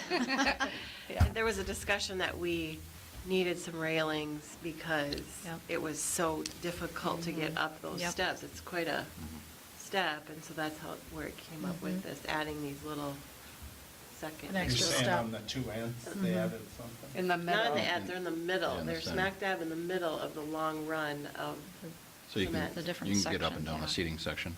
yeah. Right in the middle of each side, there's the, Like it's like The a little second step. little step in between because there's such a big rise. Yep. And then the railing. Field trip. I don't know what to I'm a little tell you. icy tonight. So this, will this be done by football season? Yes, that Okay. was the requirement. So he will still honor it, and we can wait till March 30th to make our decision. But we can't probably Yeah. wait beyond March No. 30th. No. I mean, we which use that's the next building. the we football got. field is used for when we had soccer and Mhm. the fun field Community day eds for, and, yeah. for elementary and high school. I mean, it's used for so many things besides just the football season. Mhm. I don't know if this is replacing or upgrading, this is more of a rehab to repair existing. So that may keep us from having to Mhm. fall under updating the entire piece. Mhm. Let's hope so. Susner might know the answer to that? No? Maybe. No? I'm guessing he's a either way. contractor, does what you ask him to No, do, right, yeah. not an engineer. That would have been. Yeah. Okay. Doesn't that kind of fall, when we added the Right. railings in the main gym, I mean, we were taking steps to go in the right direction, but where we're at. All right, I got some questions that I'll ask Francis. I was gonna say- Railing down the middle. Yep. I'll ask about the code, that's probably not Francis, but he and I will brainstorm it. And then I'll ask about the other areas. But ultimately, we need some direction for March 30th when I give them the answer. Even if it goes beyond 22,000. Is this Are a you mo- folks comfortable? Is this a motion? Do you need a motion? You need a motion? Do you Yeah. put it on as an I- action item? I or- think so. Mhm. Because normally we probably, or we should, in our process, take an action item to approve capital outlay and LTFM projects for next school year. So. Then along that same line is the crow's nest, which I believe Tim had shared with us. Were those steps as part of the long-term facility maintenance? Were they on that list from last year? So, No, Mm-mm. no, this is new. No? This is new? I think we Okay. were trying to like it out. Okay. Where would the crow's nest be situated at the softball field? The cost for the crow's nest suppress box is $42.50, and that's mainly for the cost of material. 4,200. 4,250? Yeah. Okay. Thank you. 50, not 42.5, Right. 42.50. Well, it could be 40,000. 4,250. And so it's going to sit next to the home. Dugout? Dugout? Yes, that's what I'm trying to say, dugout. This is on the city softball field? Correct. But here's the deal, the city has no need for a press box on the softball. That's what Jeremy's alluding to, is we're gonna get ourselves in trouble with Title IX, because we have a crow's nest for our baseball field, Yeah. which we didn't pay for, but Title IX doesn't care about that.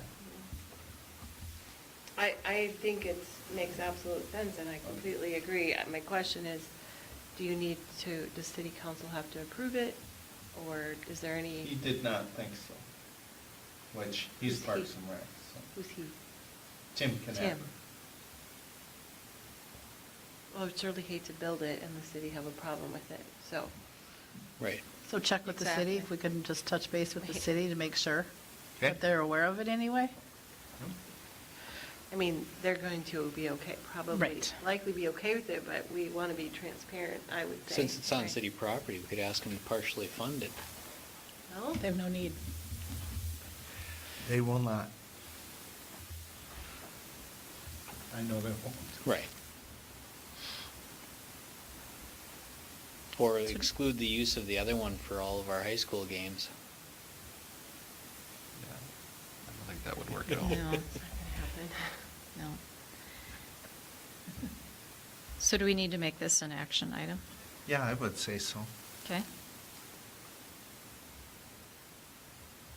So is there a motion to make those two items, the approval of the football field stadium steps and the softball field crow's nest approval as an action item?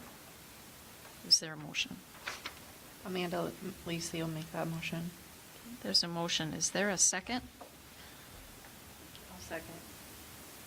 There's a motion and a second. Any other discussion? Okay, hearing none, all those in favor say aye. Aye. Aye. Opposed, no. Motion carries. We will add that as item 9.5 on the agenda when we get there.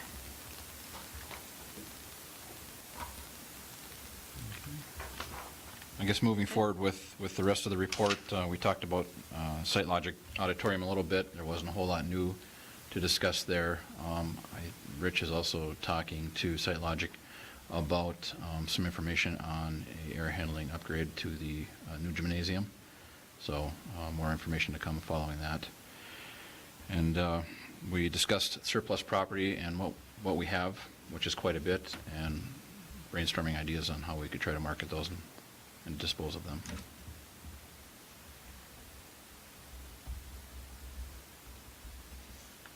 And that's it. Unless you guys got anything? Okay. Any questions for buildings and grounds? Okay. It's just a random comment or thought. You know, we think about the baseball setup is just really a very nice facility and very set up very well, and the community does go back, support the new field house and all of this. And I'm just wondering if we couldn't think about reaching out to the community for there might be people out there who would like to contribute to the Crow's Nest at the softball field for women's athletics. I don't know how we would do that or not. I just feel like it's a piece of community that we could explore, maybe. Same goes for, improvement on the football field. I don't know how we would do that, but I don't know if it's been talked about, but. Good question. He's making notes. I'm gonna make. Okay.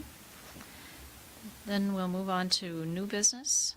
Our personnel items are leave requests and resignations. We need to approve a resignation for industrial technology instructor Ben Lacey, accept resignation head football coach Dave Schuler, accept a resignation for head dance coach Julie Janish, accept a resignation for head volleyball coach Alyssa Hoffman, and accept a resignation for BRE paraprofessional Desiree Gonzalez. Is there a motion to approve those requests? Motion to approve leaves and resignations requests by Zumble. There is a motion. Is there a second? I'll second. There's a motion and a second. Any discussion? Okay, hearing none, all those in favor say aye. Aye. Aye. Opposed, no. Motion carries. And I'd like to thank all of those 5 individuals for all of their commitment to the Alameda City School District. Next item is new hires. To approve the employment of industrial technology instructor Dylan Woodford. Approval of employment for custodian Jocelyn Jimenez. Approval of employment for custodian Taryn Getchell. And approval of employment and a reassignment from long-term substitute to BRE special education paraprofessional for Elisa Hidalgo. Elisa, Elisa Hidalgo. right? Elisa. Okay, I like it. So is there a motion to approve those new hires? Motion by LeBlanc to approve the new hires. There is a motion. Is there a second? Amanda Licio, second. There's a motion and a second. Any discussion? Okay, hearing none, all those in favor say aye. Aye. Aye. Opposed, no. Motion carries. And welcome to the district, those 4 individuals.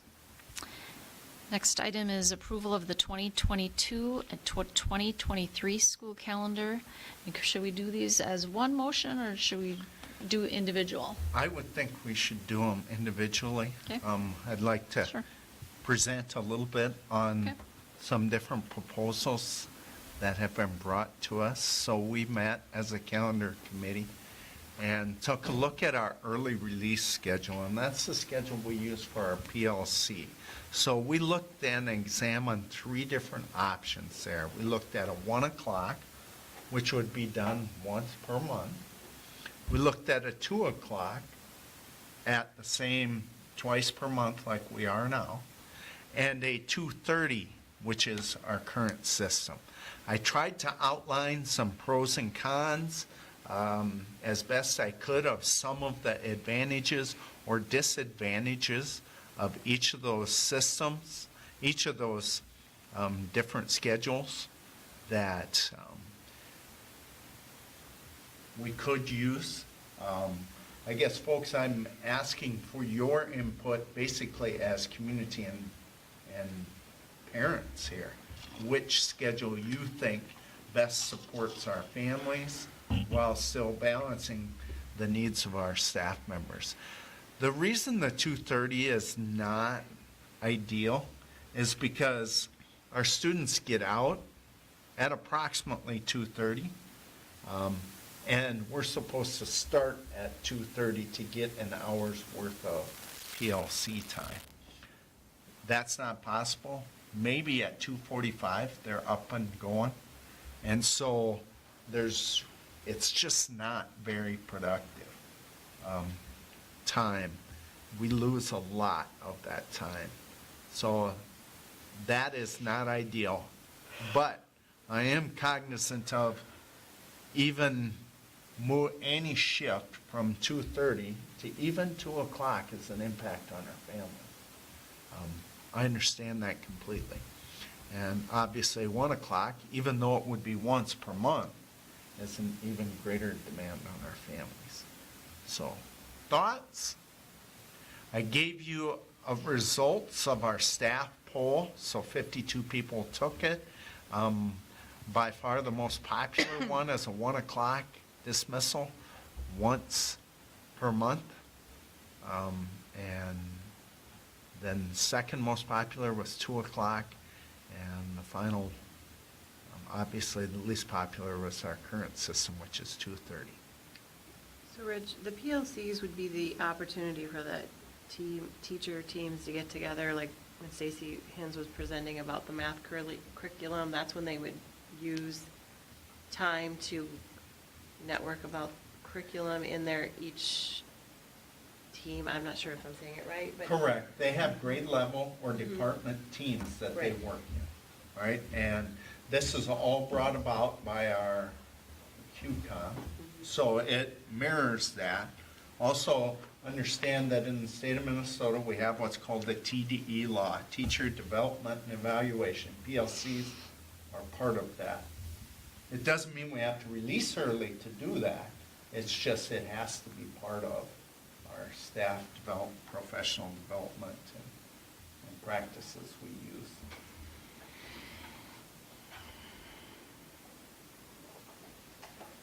How many hours a month of PLCs are required as So far we as have to have contract? 28 hours Correct. total. Average 2 a month. So we Average average 2 hours a month? But like, we'll Okay. take a in-service day and maybe do 2 hours in addition to that. pre-service would, Total hours is 28, so like, we might have some that have 2 hours, like back to school days would have 2 hours built in typically. Okay. That'd come off that 28, and then whatever's left would be divided out over those 9 months. the purpose of a PLC is to really apply action research. My students are learning this, this is the impact that the teachers as a team then look at what modifications need to be made to improve this quality of instruction. That's the gist of PLCs, is that fair, principals? Yeah. Maybe I Time oversimplified. of collaboration. Sure. So they currently go from 2:30 to the end of the teacher day at 3:30? Correct. And then when they start at 2:45, they only get 45 minutes, so would they have to make that up, or they just They don't get it? just don't get it.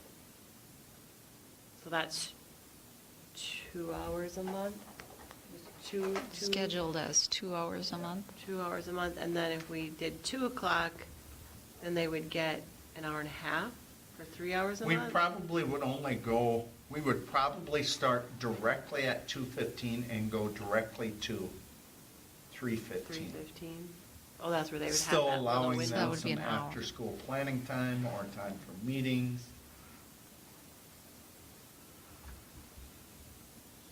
I don't know. I'm worried about the impact on families and childcare, really. It would be one time a month.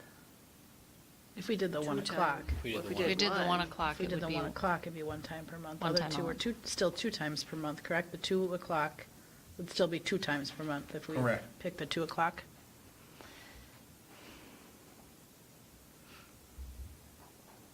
Yeah, is it better 1 time a month at 1 o'clock, or still the 2 times a month?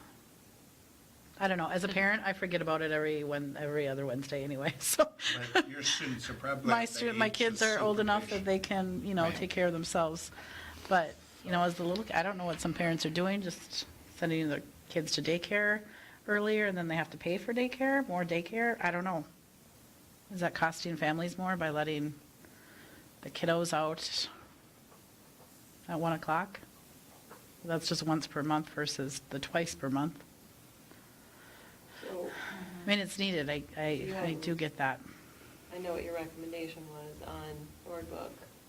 Yep, so I'm recommending 2 o'clock and staying with 2 times a week. And just do it for the 22 to 23 calendar. Then we can further examine maybe, or get some feedback from parents and see how is this impacting it. Even if you have a high school kiddo, and we get done at 2 o'clock and practice doesn't start, practice can't start till 3:30. Unless long they time. have an off-staff coach. Because Right. all of our coaches that are on Right. staff have to participate. And so what are those kiddos doing Correct. until practice starts? No? But Homework. that's an issue in a lot of communities. Right, Don? What's that? She Homework. said homework. They're going to do homework. Are the athletes allowed to stay in the building, or the activities kids allowed to stay in the building? or They have to are leave? not supposed to, because we don't have a means to supervise them. They can be anywhere. But you see how that becomes problematic, especially if they don't live in town or Yeah. don't have any friends' houses that they can go to. Yeah, but they should be dealing with it now from 2:30 to 3:30 Right. already. Not saying they are. One hang up in addition to that, so some coaches from what I understand, so like basketball, for example, when there's not just teachers that are part of that coaching staff. I know teachers have been kind of manipulating that a little bit where the non-teacher coach who is employed outside the school can come and get those practices started. So that's one consideration, which 1 o'clock, which I'm personally in favor of, but that would also make that more difficult too, where then that would be, probably the duration of the practice, if that makes sense what I'm saying. At 1 o'clock start, Right. probably wouldn't be feasible either, so just another note.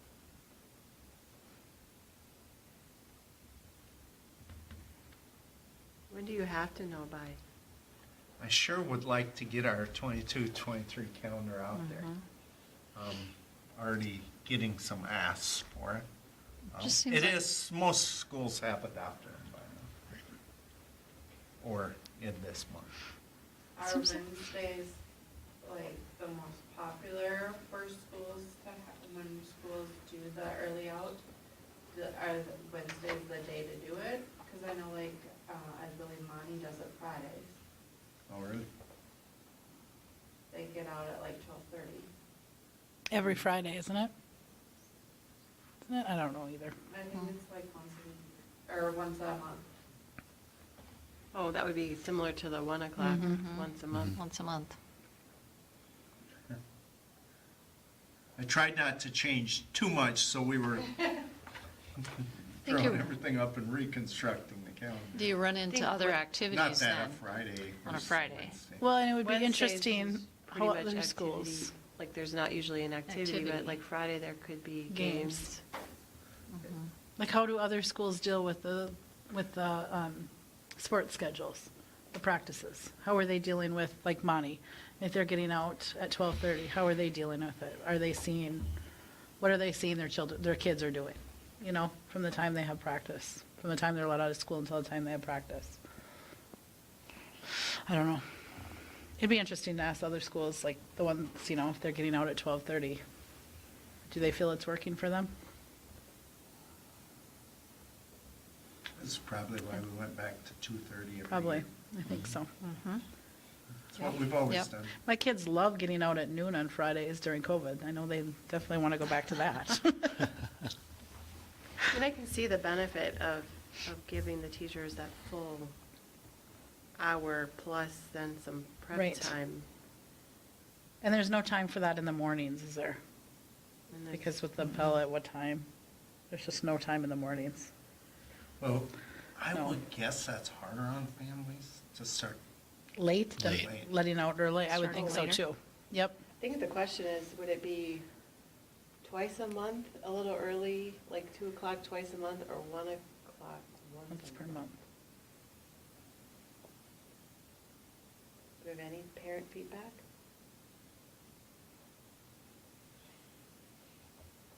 That's you Just folks. staff, yeah. I mean, my biggest concern would be for BRE students versus middle school, high school, Right. who Yep. can be home unsupervised legally. You know, Legally. latchkey kids. That's right. Yep.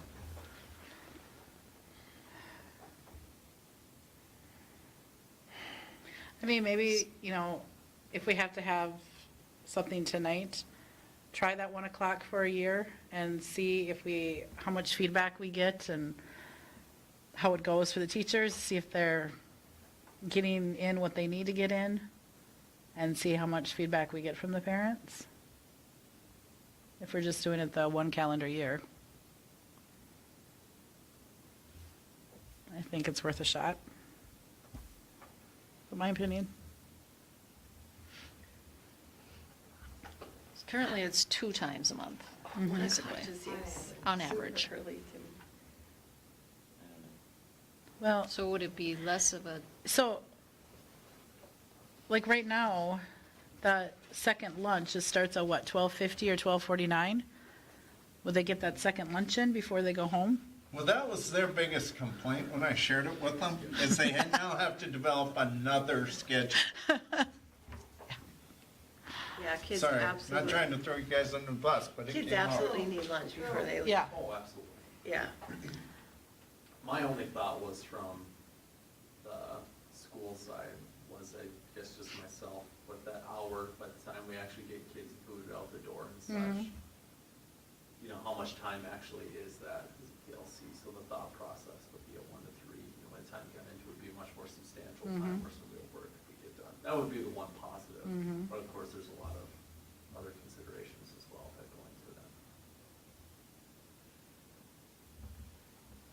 I was just thinking if families are used to twice a month, would it be easier just to try and keep that twice a month and just earlier, that half hour earlier? Is It'd it, be less of a disruption?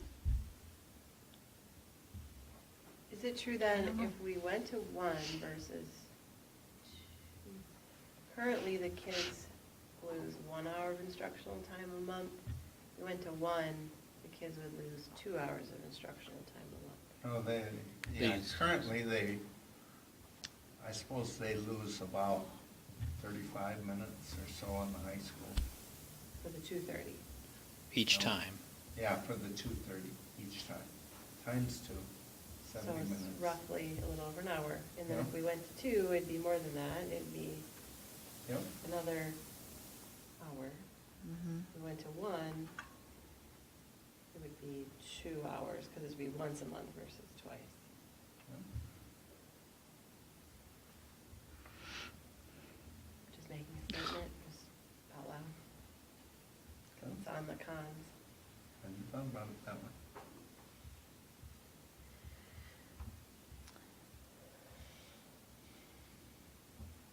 I was thinking the same thing, that it would be more loss of instructional time. So is there a change in schedule those days, or is it just we lop off whatever hours are at the end, and they don't get that class?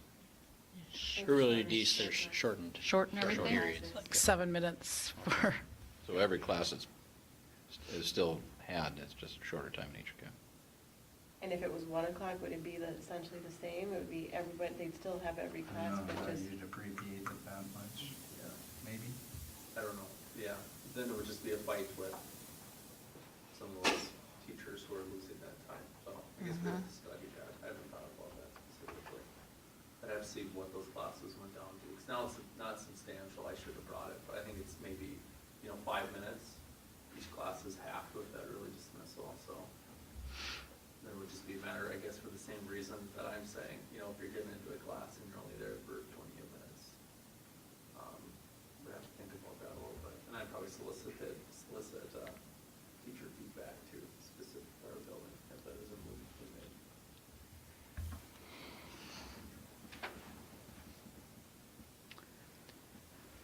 I feel like we talk ourselves back into 2:30 every year because of this very conversation. Well, I would say 2:30 just from an education standpoint for the students, because you're shortening 2 Wednesdays every month by 10 minutes per class.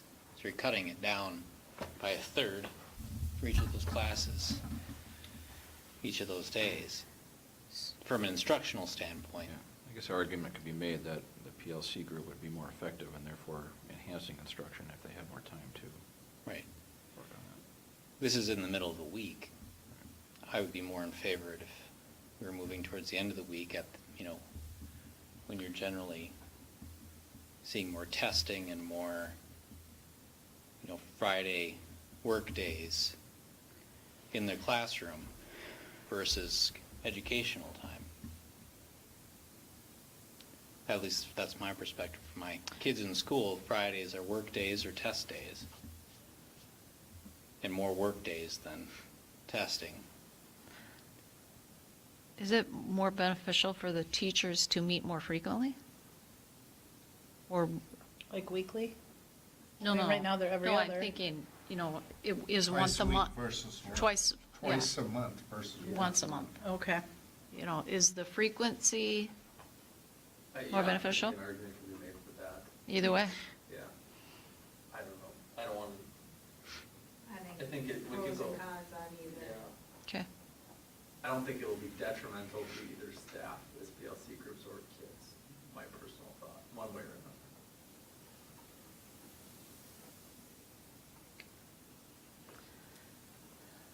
So if we kept it at twice a month, but just move the release time up half an hour? Seems like the least disruptive? Well, do we have to change it? Don't have to change it, no. Nothing forcing it. I'm just saying, it's being Yeah. proposed, but.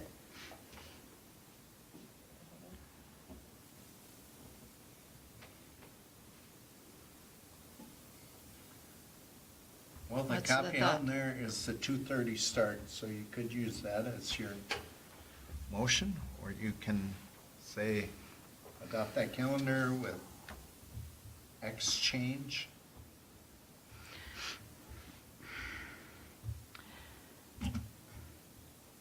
So the, We potentially Can- can keep it the same and use this year to get more feedback from parents on the other two options, and then when we vote on the 23-24 calendar, or we could try it, and then. That's a good idea, visit too. it 23-24. Leave it the same and get more feedback. I'm just Is saying. that what you're, I'm saying those are the options, right? So, I don't want to present that I have any idea what people with little kiddos are gonna be Right. doing with daycare, because I don't know anymore. That would be a concern for me, really.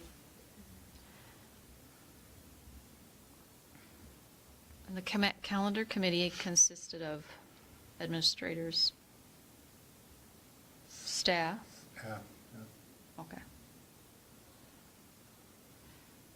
So this draft proposal on board book has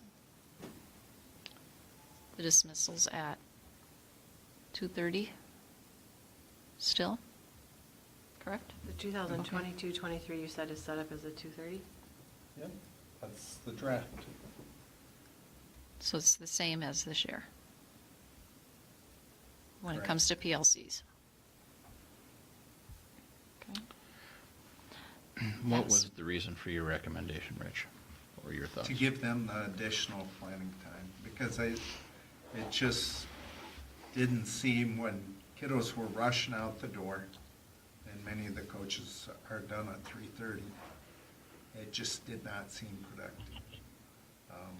The QComp committee had originally promoted 1 o'clock as the start. I said, were there any other options? And so they polled people on the 3 options.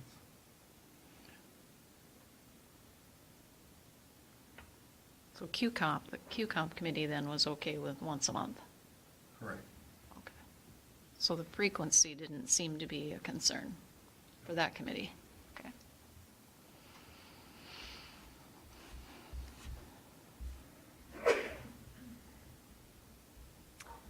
Well, somebody wants to make a motion about,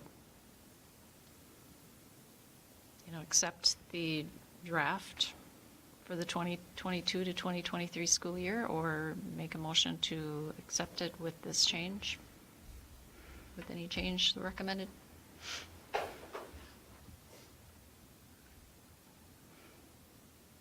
Who's got the youngest kids here? Matt?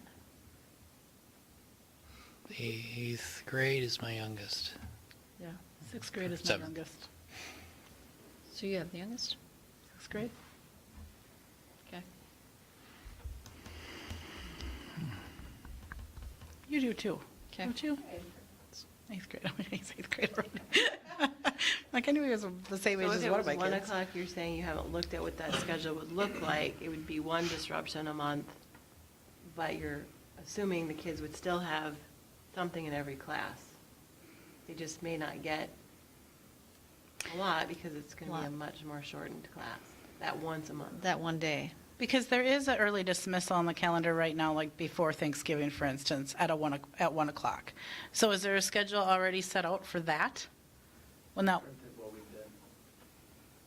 Because that's just a holiday dismissal, correct? right. A lot Right, of no times those are first. just, you lose the last hours of the day, if I recall.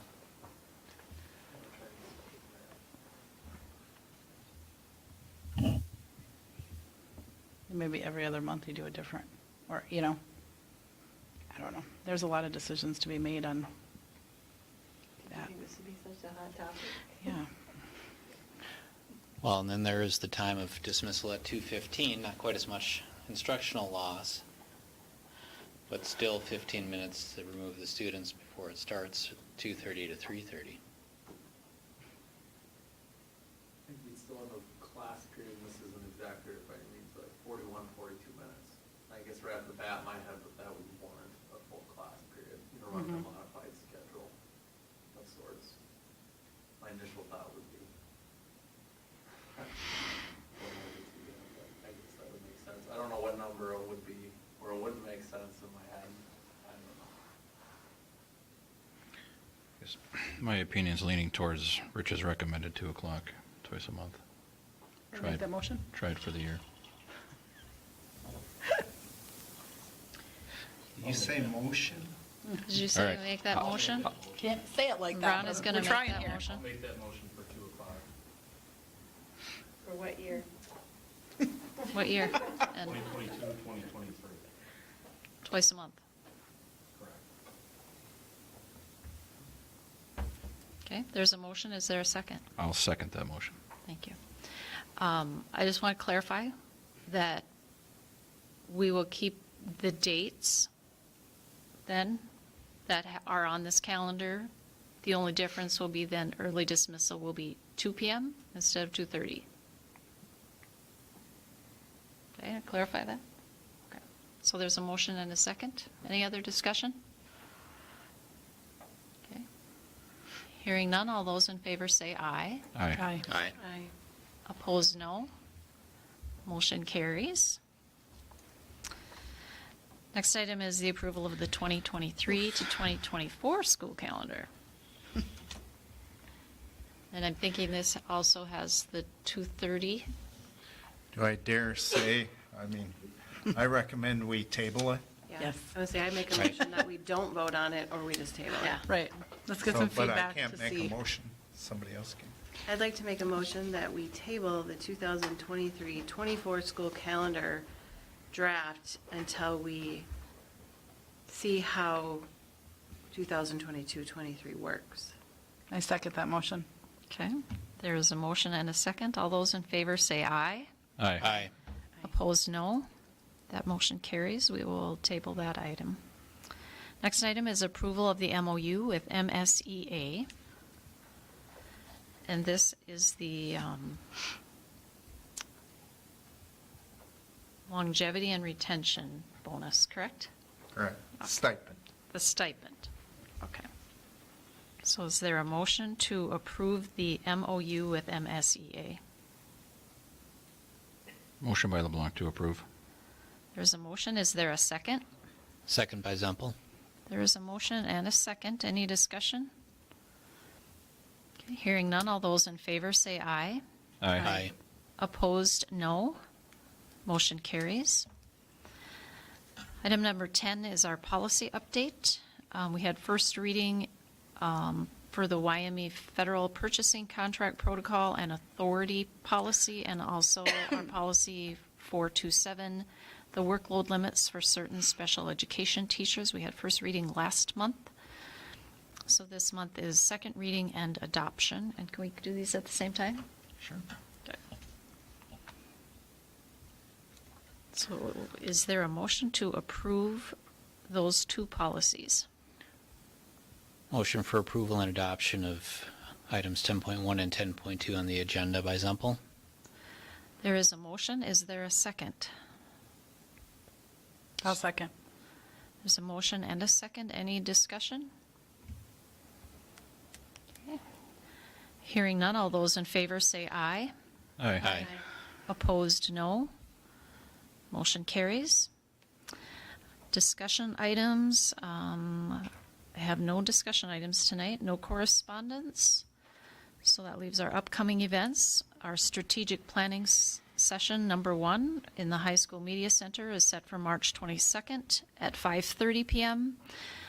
Early out for staff development on March 23rd at 2:30 p.m. Last day of the third quarter is March 24th. There's no school for staff development on March 25th. Buildings and Grounds Committee meeting in the boardroom at March 30th at 5:30. Strategic planning session number 2 in the High School Media Center, April 5th at 5:30. Finance Committee meeting here in the boardroom on April 6th at 5:30. The next board meeting is April 11th at 6 p.m. There's no school for staff development on April 14th, and Easter break, no school on April 15th and 18th. Is there anything else?